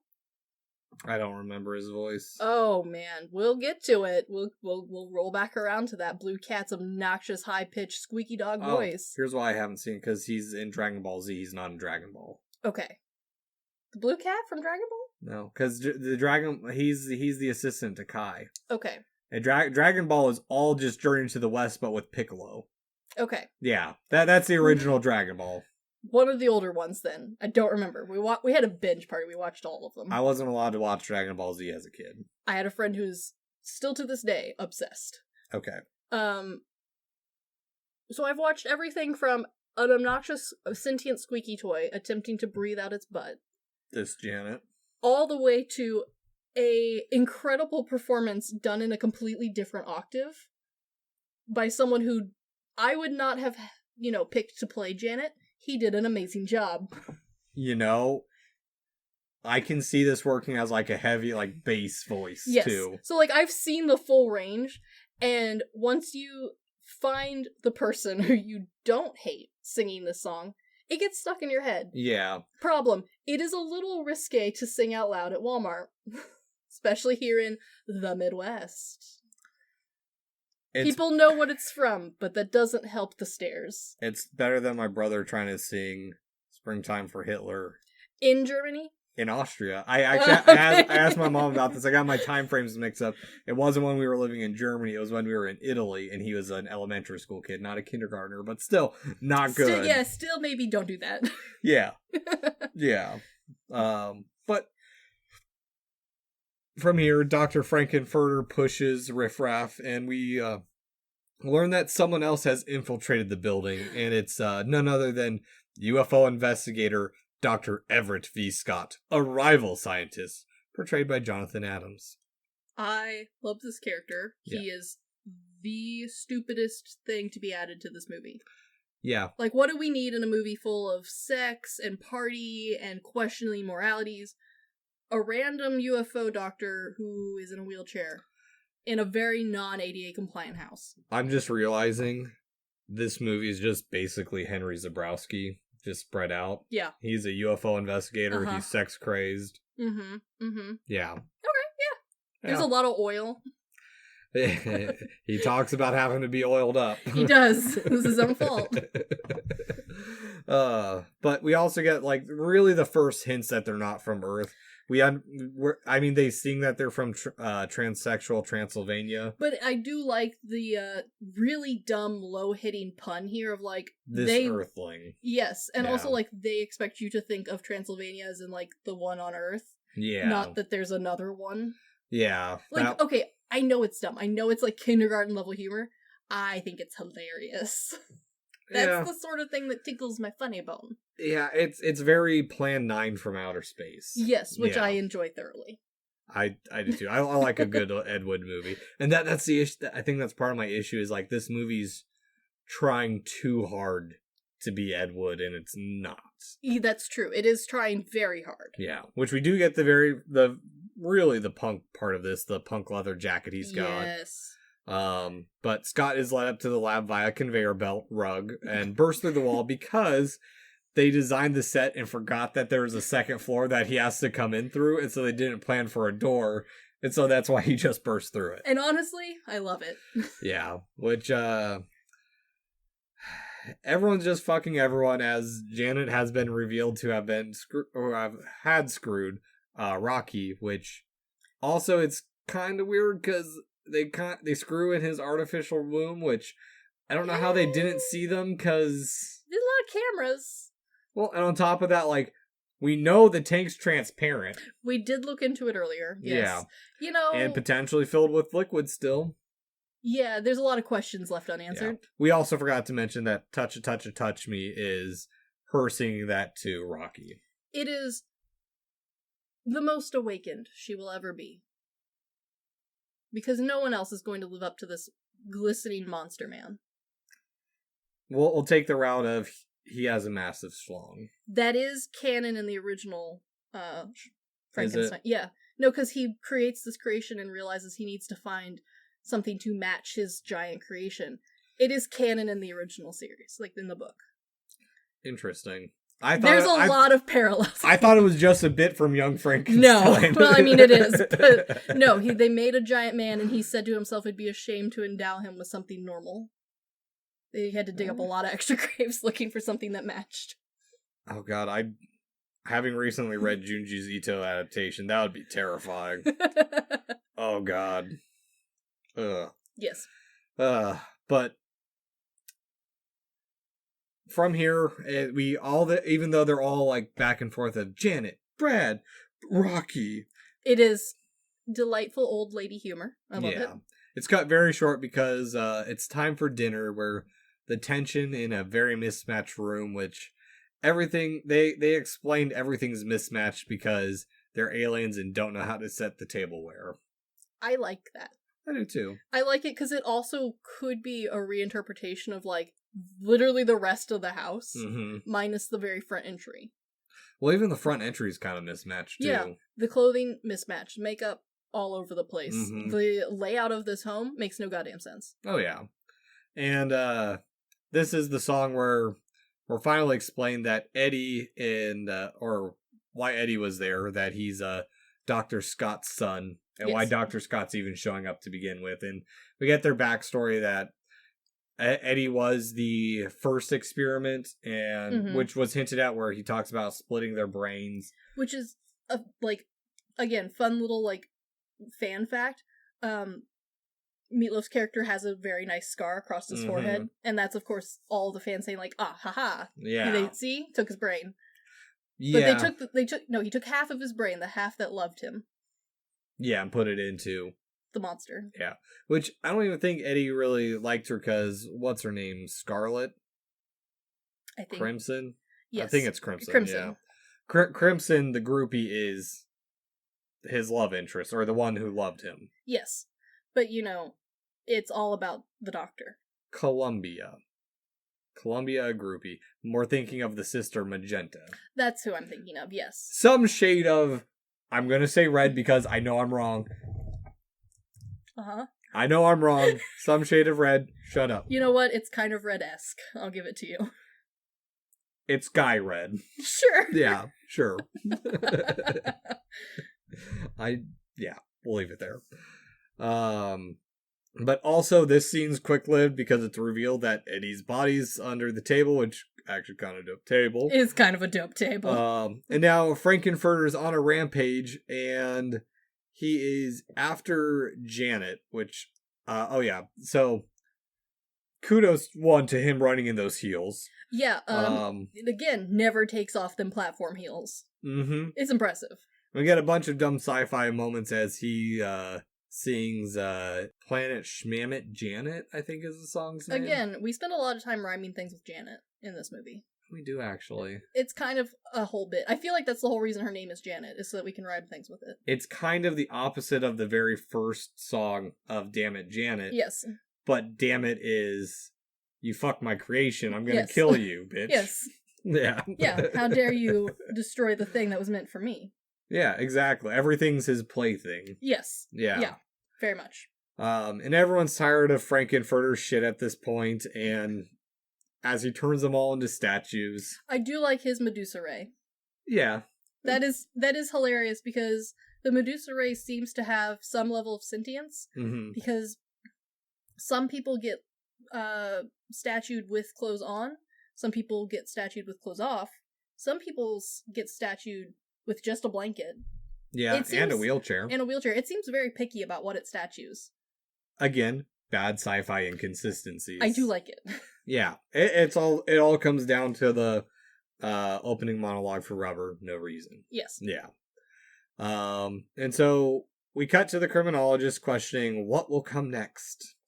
And it's the floor show time, and everyone is unmedusified. Well, we have to have someone to watch the show. Well, and they're all burlesque dressed up as well. Yes. Where we get the next song, Rose Tint My World, which actually is a pretty dope song. It's pretty dope. Yeah. And now at this point, they've all been liberated from their stuffy lives by Dr. Frankenfurter, which Dr. Scott's trying to prevent as well. We got to stop it before he does this to everyone. We've started leaning harder into the whole alien thing. Yes. I like. Yeah. And RKO radio picture or radio tower in the background, and Frankenfurter in his rather dictatorial rise over everyone. Also, it's RKO because Fox didn't want it to be Fox Tower, because at this point, Fox wanted no association with this movie. You know what? Fox still questions its association with this movie. It likes the money. Yeah. But, yes. Yeah. Yeah. And we probably have the best line in this entire movie. Don't dream it, be it. Yes. With the pool that's got the ceiling creation of Adam. Yes. I need this pool in my life. I had to look it up because I had a creation of Adam moment with Charlie the other night. Beautiful. It was very cute.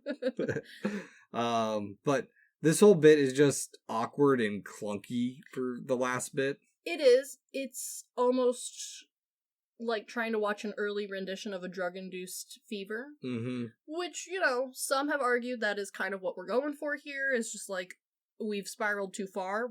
We're like fully in. Yep. Some people like more of the whole like, oh no, this is just, more goofy wackiness. It depends a little bit on what version you're watching. And by version, I mean, are you watching the play? Are you watching a reinterpretation, live action? Mm-hmm. How did you feel watching the movie, sort of thing? We'll get into that after this. Because then comes Riff Raff and Magenta in their alien attire, ready to go back to Transylvania, which Magenta very much looks like Bride of Frankenstein. Yeah, I kind of dig their outfits, because they feel like pieces of trash that have been duct taped together. Yeah. Where they also say that your life's just too extreme. We have to put you down. Also, both are alien gothic, or American gothic. I wrote that as a bad joke. Alien gothic with the pitchfork gun and all. Yeah, I mean, it all rolls back around. Yeah. Yeah. Which we get a ghost audience in the song Going Home. Which I kind of like as, like, the final goodbye. Yeah. Because we have kind of gotten attached to this murderous loony. Yeah, he's likable. He is. Like, despite the fact that he shouldn't be, we've kind of grown attached to Doctor. Yeah. He's ready to go home, but it's revealed by Riff Raff that he and Magenta are the only ones going, and they are there to kill Frankenfurter to protect humanity from his extreme lifestyle. Yeah, but also, like, death is home for this man. Yeah, he was gonna die in the end because he pissed off too many people, which he gets killed very King Kong style, and Rocky returns to his master, Beauty and the Beast. Rocky's killed. It is all very picturesque, really. Yeah. It's very well... It's big ending. Yeah. It's like the big final show. Yeah, because now they're going to be blasting off to planet Transsexual in the Transylvania galaxy, which there's a little bit of like an incest feel to this. No, it's not a feel. It's in the movie. Oh, they're brother and sister. I know they're brother and sister. I wasn't sure if it was... No, it's incesty. Okay. Yeah. Okay. I just wanted to make sure. No, it's incesty. Yeah. Yeah. Yeah. I mean, there are plenty of people who have blinked their way through it and don't look directly at the brother-sister combo. There's a lot of stuff that's overlooked in this movie. There is. But no, it's... Yeah. Yeah. They're a thing. We got a recap of Time Warp and the final musical number, which, by the way, I forgot to mention that we are doing the UK version of this movie, which has an extra musical bit. It does. Which we cut back to the criminologist saying, well, that was something, as he closes his binder on the Denton affair. Credits roll, and we have the closing song. Which, he wasn't wrong. Nope. It's over. It's a movie. Yes. And I can understand why, from a movie standpoint, it is not what the fandom made it out to be for you. Exactly. And granted, I didn't know anything about it other than people just raved about it, and they said, if you haven't seen it, you have to see it. And I agree with them to an extent. Yeah. And so I want to go over some of the post-production stuff of it, because this is where I think Rocky Horror Picture Show gets interesting for me. It does.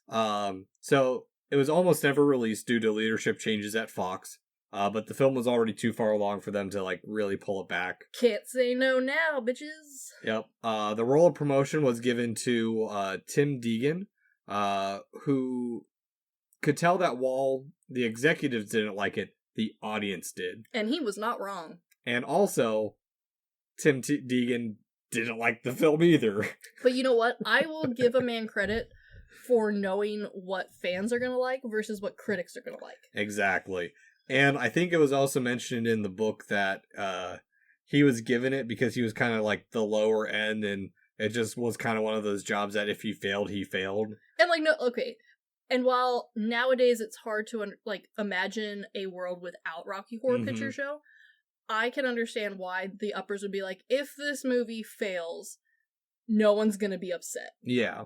I mean, it was $1 million was spent on it. There wasn't like a whole lot into it. Well, and in movie-wise, yeah, that's A, not a lot of money, and B, it all came from one person. It wasn't like Fox themselves were sinking lots of time and effort into this. Yeah. And so it was released at the Rialto Theatre in London first, and then in the United Artists Westwood in LA. In England, it did very well. And so here's some insight that I came across, or my conjecture, based off my information from No Dogs in Space. Yes. So around this time is roughly just before or just after the Sex Pistols had their abominable U.S. tour, where they tried doing a tour in the Deep South. Which, especially at the time, yeah, maybe not the right crowd. And so punk rock was delayed as becoming really big in the U.S., partially because it was really in L.A. and New York where the punk rock scene was going on, with New York scene being the Stooges, the Damned, and the one that actually really defined the genre, the Ramones. Which we all know and love. Yeah, Blitzkrieg Bop. I'm in the middle of the Ramones portion right now, because I'm also trying to get over my understanding, and I've been trying to do this for a while, my understanding of the definition of what punk rock was, because my definition of punk rock is very much West Coast hardcore punk rock. Yeah, and to not help more, punk rock didn't really have the weight behind it for the southern half and the Midwest until it was brought over as an English concept. Well, so we had our two forces, right, in LA and in New York, and while those were seen, they weren't thought of as like punk in the same way that the Midwest saw it, because we were looking for the London street. Yeah, and from my understanding, punk didn't take off in the U.S. until the 90s with Nirvana, which did help jumpstart it. There's some argument to be made that there's like a baby version of punk that ran through before them. Yeah. Because Nirvana did kind of get to write their own history, which, good or bad, but... Well, I mean, I've heard a lot about, like, the history of Nirvana and stuff, especially from, like, Finn McKenty of the punk rock NBA, who was part of that scene when it was coming up. Oh, yeah. But, like, Nirvana was a culture... And, yeah, there was stuff that came before Nirvana. Nirvana was, like... Nirvana made punk rock a dinner table accessible topic. Yeah. It wasn't like the Stooges that were, like, kind of the proto-punk and... Exactly. But, and, depending on who you ask, that either starts it or that's the death of underground punk. Yeah. And in the way that, and the reason I bring this up is because what miffed me was that the writer O'Brien, or God, I forget his name. Yeah, O'Brien. He made a very bold statement that they invented punk rock, and it's like, no. Punk started in the 60s, and I knew this before even. Yeah. No, and to be honest with you, from something that I have noticed is the statement of they invented punk with this movie is something that he has kind of added on as the movie has become more and more a cult classic. And part of that is because this movie did do some stuff to change the styling and, like, image of punk, specifically adding a burlesque element. But they only did that in a mainstream sort of way. Yeah. This was a thing that was happening before. This was not, like, the brand new start of it all. It was just the push into the main light. Yeah.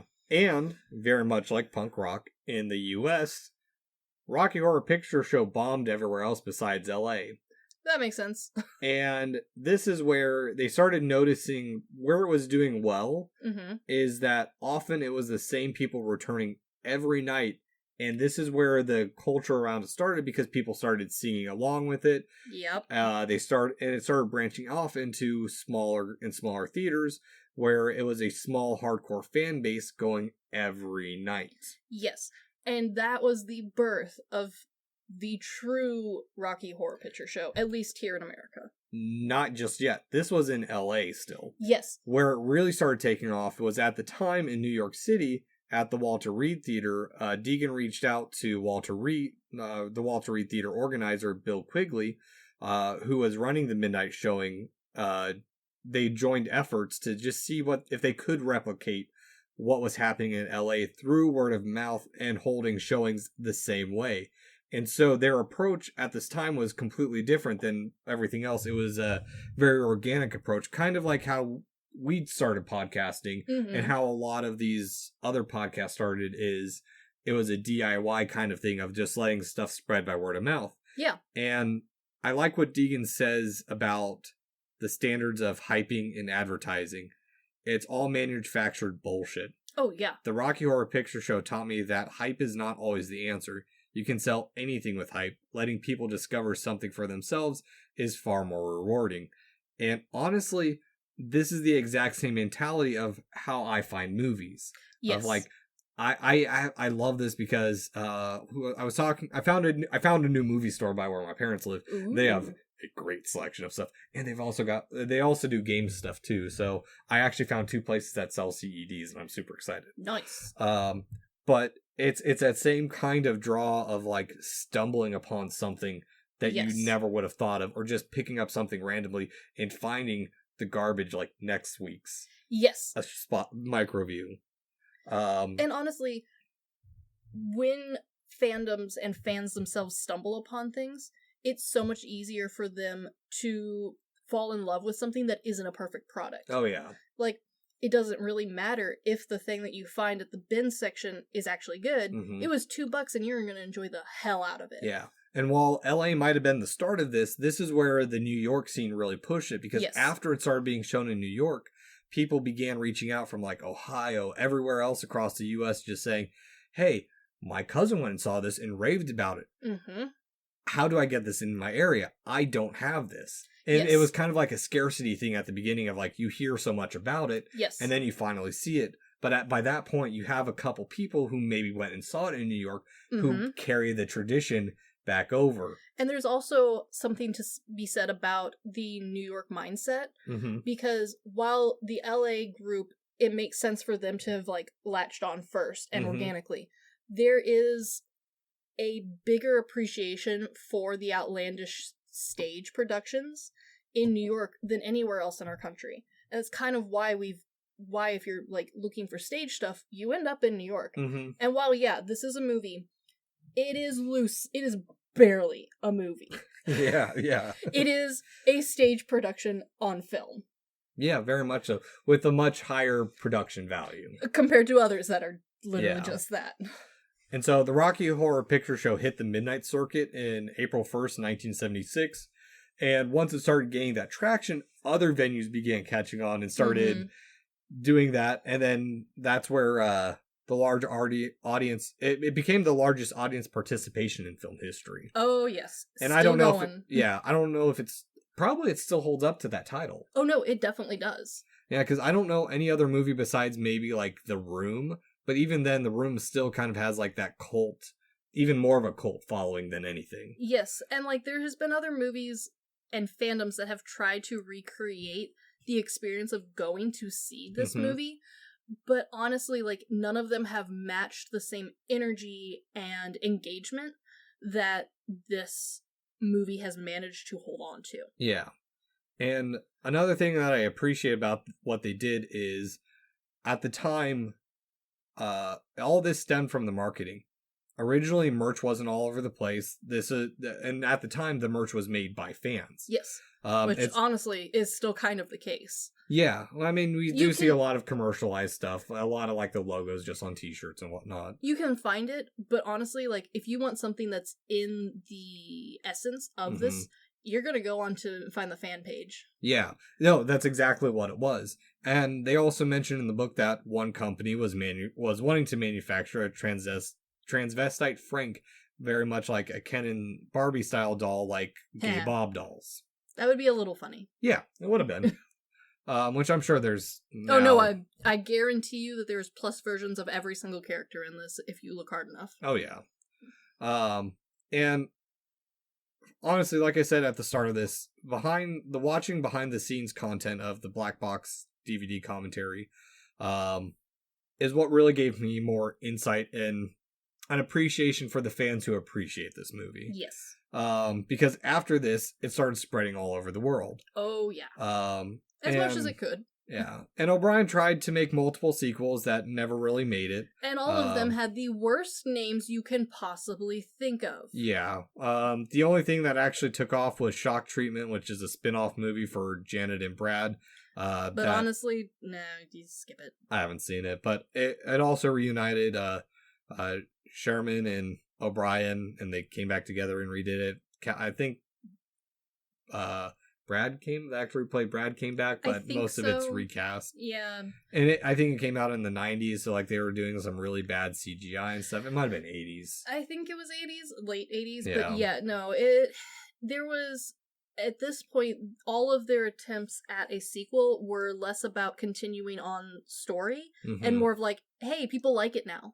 Yeah. Which is unfortunate because the whole reason people liked it was because it was as absolutely off the walls as possible. Yeah. And on top of that, there was a 2015 television modern reimagining that was called The Rocky Horror Picture Show, Let's Do the Time Warp Again, which, from what I read, did not do so well, despite casting a transvestite as Dr. Frankenfurter. Part of the reason it didn't do super great was because they tried to get it TV ready. It wasn't as bad as the retelling that was done on later on. I think in the late 2000s there was a retelling done on several different shows have like redone this movie in their own version, one of which was I think Glee did one. They did adaptation, or they did an episode that was a play on it or something. Yeah, and there's a reason why this movie was always meant for midnight showings and not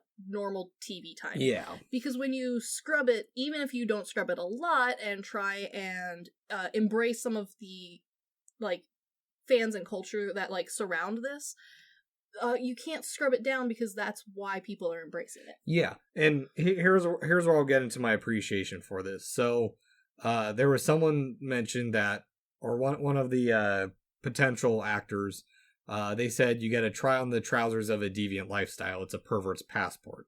Yeah, sure.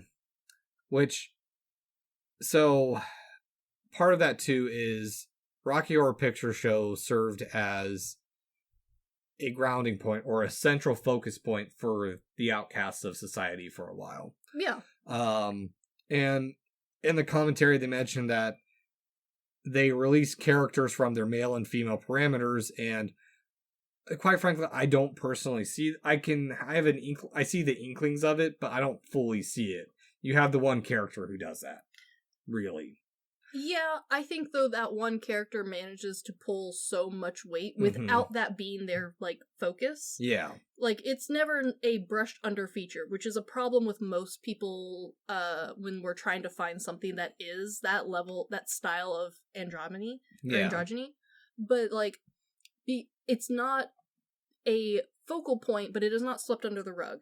And because this is like A, the main character, and B, like spends 99% of the time on screen, it does help balance out than having more than one character be like that. Yeah. And another thing for me is I'll restate again, I haven't had that personal experience of actually being to it. And so for me it feels like an archaic attempt to be extreme or pop extreme, as I'll put it. Sure, I can see what you mean. Which it makes me think of like the artsy people that my brother had in his graphic design class who just mashed up stupid stuff to try and be edgy, like putting a dust broom mustache on Hello Kitty or some shit like that. Yeah. There's some elements of it too there where, and I think especially like listening to O'Brien, and that might have also just play into what it became eventually. Sure. He seems a little bit pretentious in its spot in American history or cinematic history, which it does have a spot. I'm not saying it doesn't. No. It does. It just. I agree with you that it has.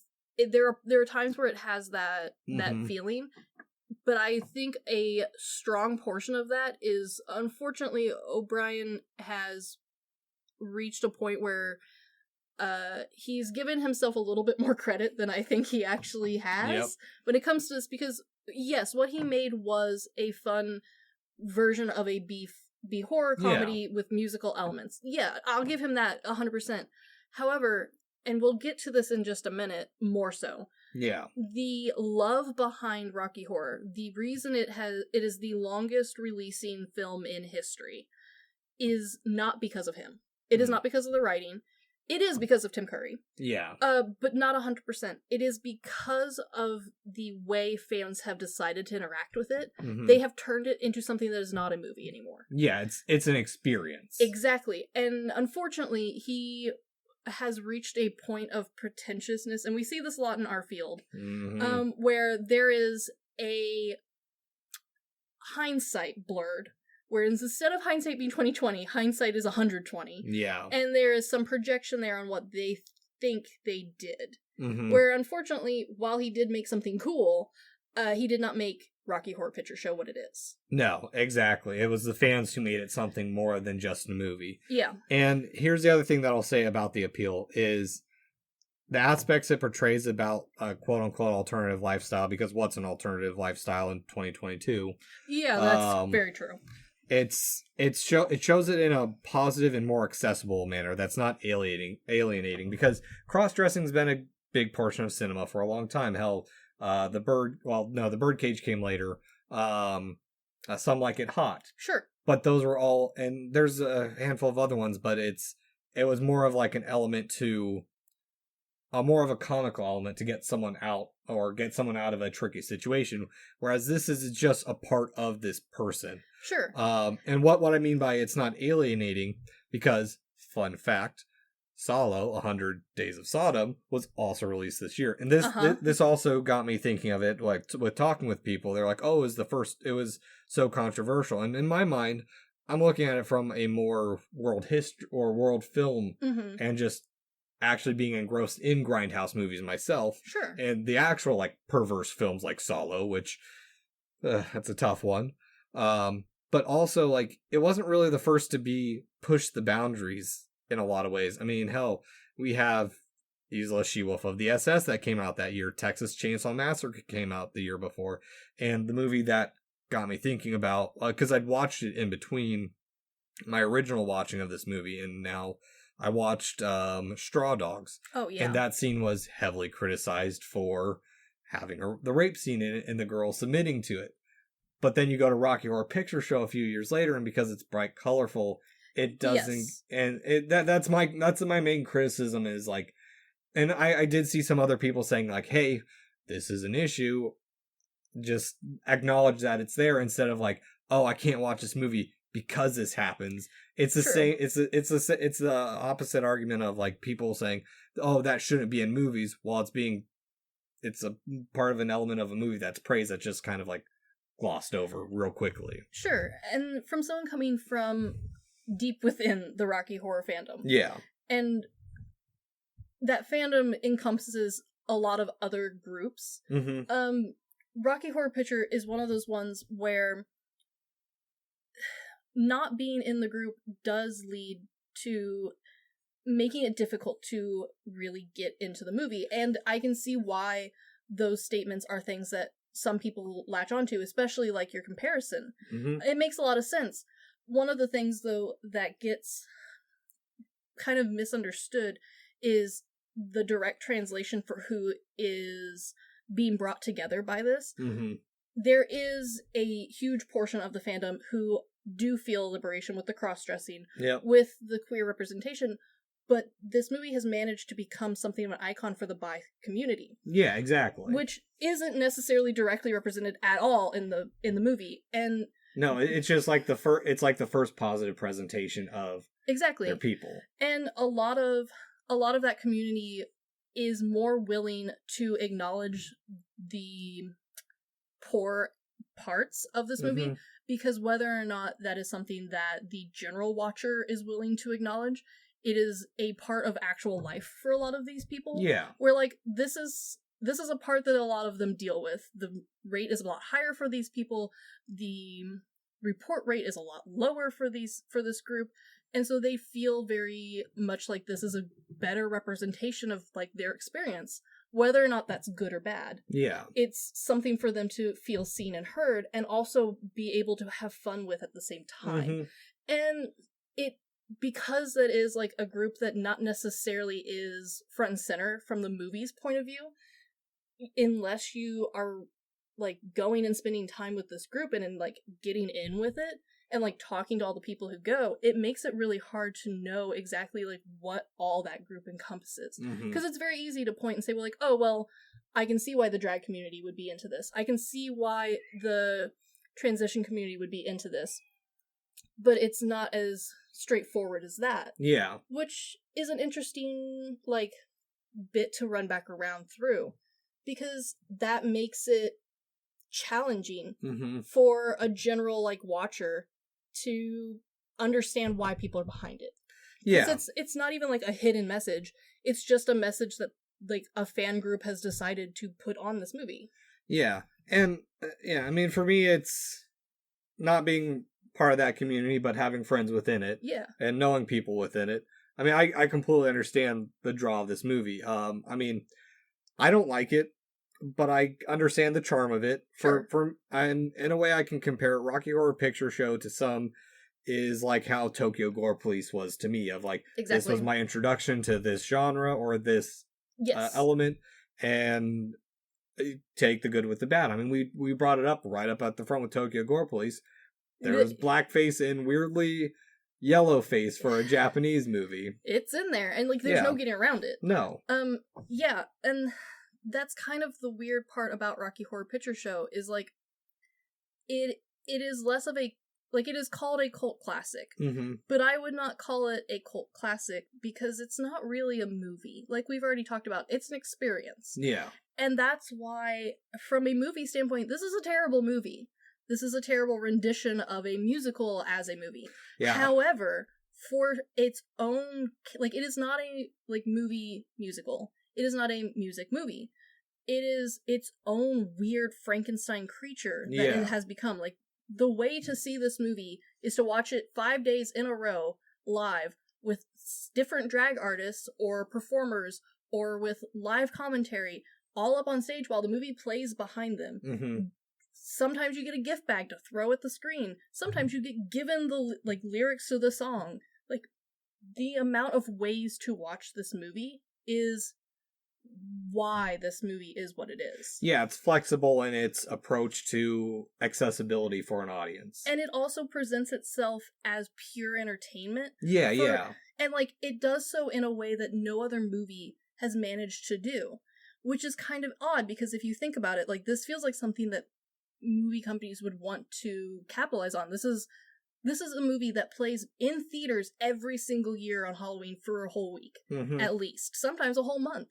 It still is making money at the box office, and it came out in 1974.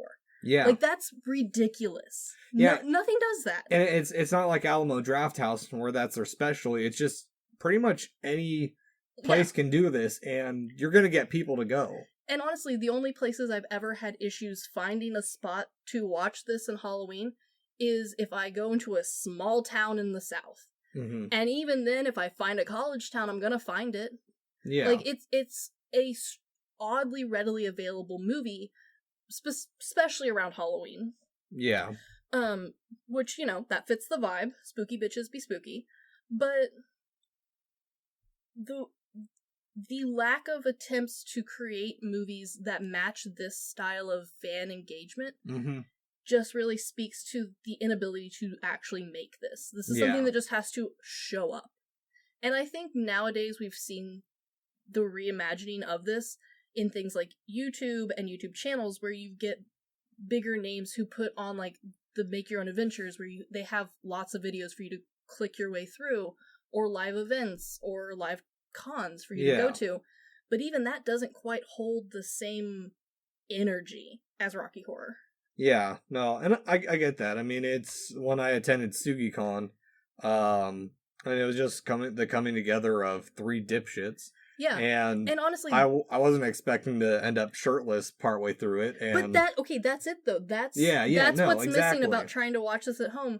And when people say, "Oh, you haven't seen it, you need to watch it," they're not remembering that, like, watching it at home by yourself is honestly kind of boring. Yeah. The fun of this is going and seeing who else wore platform heels to watch this in. Yeah, for me it's chaos for chaos sake with a paper-thin parody plot of classic old horror films with catchy tunes. Yeah, and that's the movie in a nutshell. That is the movie in a nutshell, and the fact that the entirety of the movie is directed to and for spooky punk bitches who are not of the mainstream era. Like, that makes sense. We're the sort of dumbasses who are going to go to the same movie every day for a full week. Yeah. And dress up for it. Well, I mean, hell, our next movie has a witchy punk bitch. That it does. Yeah. That it does. So, Chris, I guess at the end of it, what is your rating for Rocky Horror Picture Show? Okay, for me, this is a good, bad, and weird. Ooh, holy trifecta. This, for me, Rocky Horror is truly a holy trifecta. Even if I can't go to a live showing of it, I do watch this every single year. Okay. And, like, I don't own it on DVD. I have to force myself to find it out. I usually find someone streaming it, and I join their stream, or I will go to a theater and watch it live. That's how I like to consume it. Okay. However, with that said, if we're just talking about just watching the movie at home, this movie's bad weird. However, I don't own it, and I refuse to buy it. I don't blame you for it. And I'll hold your rating to the bad weird, not the holy trifecta, because again, I'm glad you brought it up that's for your experience. Yes. For me, this is a bad weird. I understand. Because I understand and I get the appreciation for it. But as a standalone movie, it's not good, and it's just weird in its approach to try and be it tries too hard to be something that it's really not. I can totally understand that. It gets so muddled. So but I am very open to go seeing it live. I was going to say, this is the month. I think in 2 weeks' time, the town next door has a small stage, and they put it on every year. Does Rogers do it still? Okay. If they don't, the same group does it in Fayetteville. Okay. Well, I might check it out this year. Well, we'll see. I've got a busy October ahead of me, so... Understandable. Luckily, it is one of those ones that it's almost exclusively past 10 o'clock when it starts. Yeah. Yeah. And so, I guess, Chris, would you recommend this movie? This, as a movie, no. However, as an experience, find some friends, find someone who does love this movie, and go with them. This is an outing, this is an event. Dress up, go out to dinner beforehand, get popcorn to enjoy while you watch the show. Be ready for it to be loud, be ready for it to be obnoxious, be ready to not be able to hear fucking anything. But it is a good time. So, do I recommend going to a Rocky Horror Picture showing? Yes, 110%. Do I recommend watching the movie? No. No. I'm exactly the same boat. I own it. It's gonna sit on my library for a long time, so... Once we get a whole gang of us to go watch it, then it will be fun to rewatch, because we will have a memory to all, like, dive back into. Yeah, and I know the DVD has an option to watch it like that. Yeah, it's not the same without friends. Well, and also I couldn't get it to actually work. Oh, that's a bummer. Yeah, so I think how I want to actually end the episode off is... I like a line from the Rocky Horror Picture Show book. I think if I remember, it's how they end, like, the initial release of the movie. Mm-hmm. It says, "Of course, we're all Brads and Janets when we see Rocky Horror Picture Show for the first time, but not when we walk out after the movie." And I think that's the core of it. It's an experience that you have to go to. It's not something. It's like watching roller coasters online. You can. It's just not the same. Exactly. So, but. Anywho, this has been The Good, the Bad, and the Weird. Thanks for listening. Peace!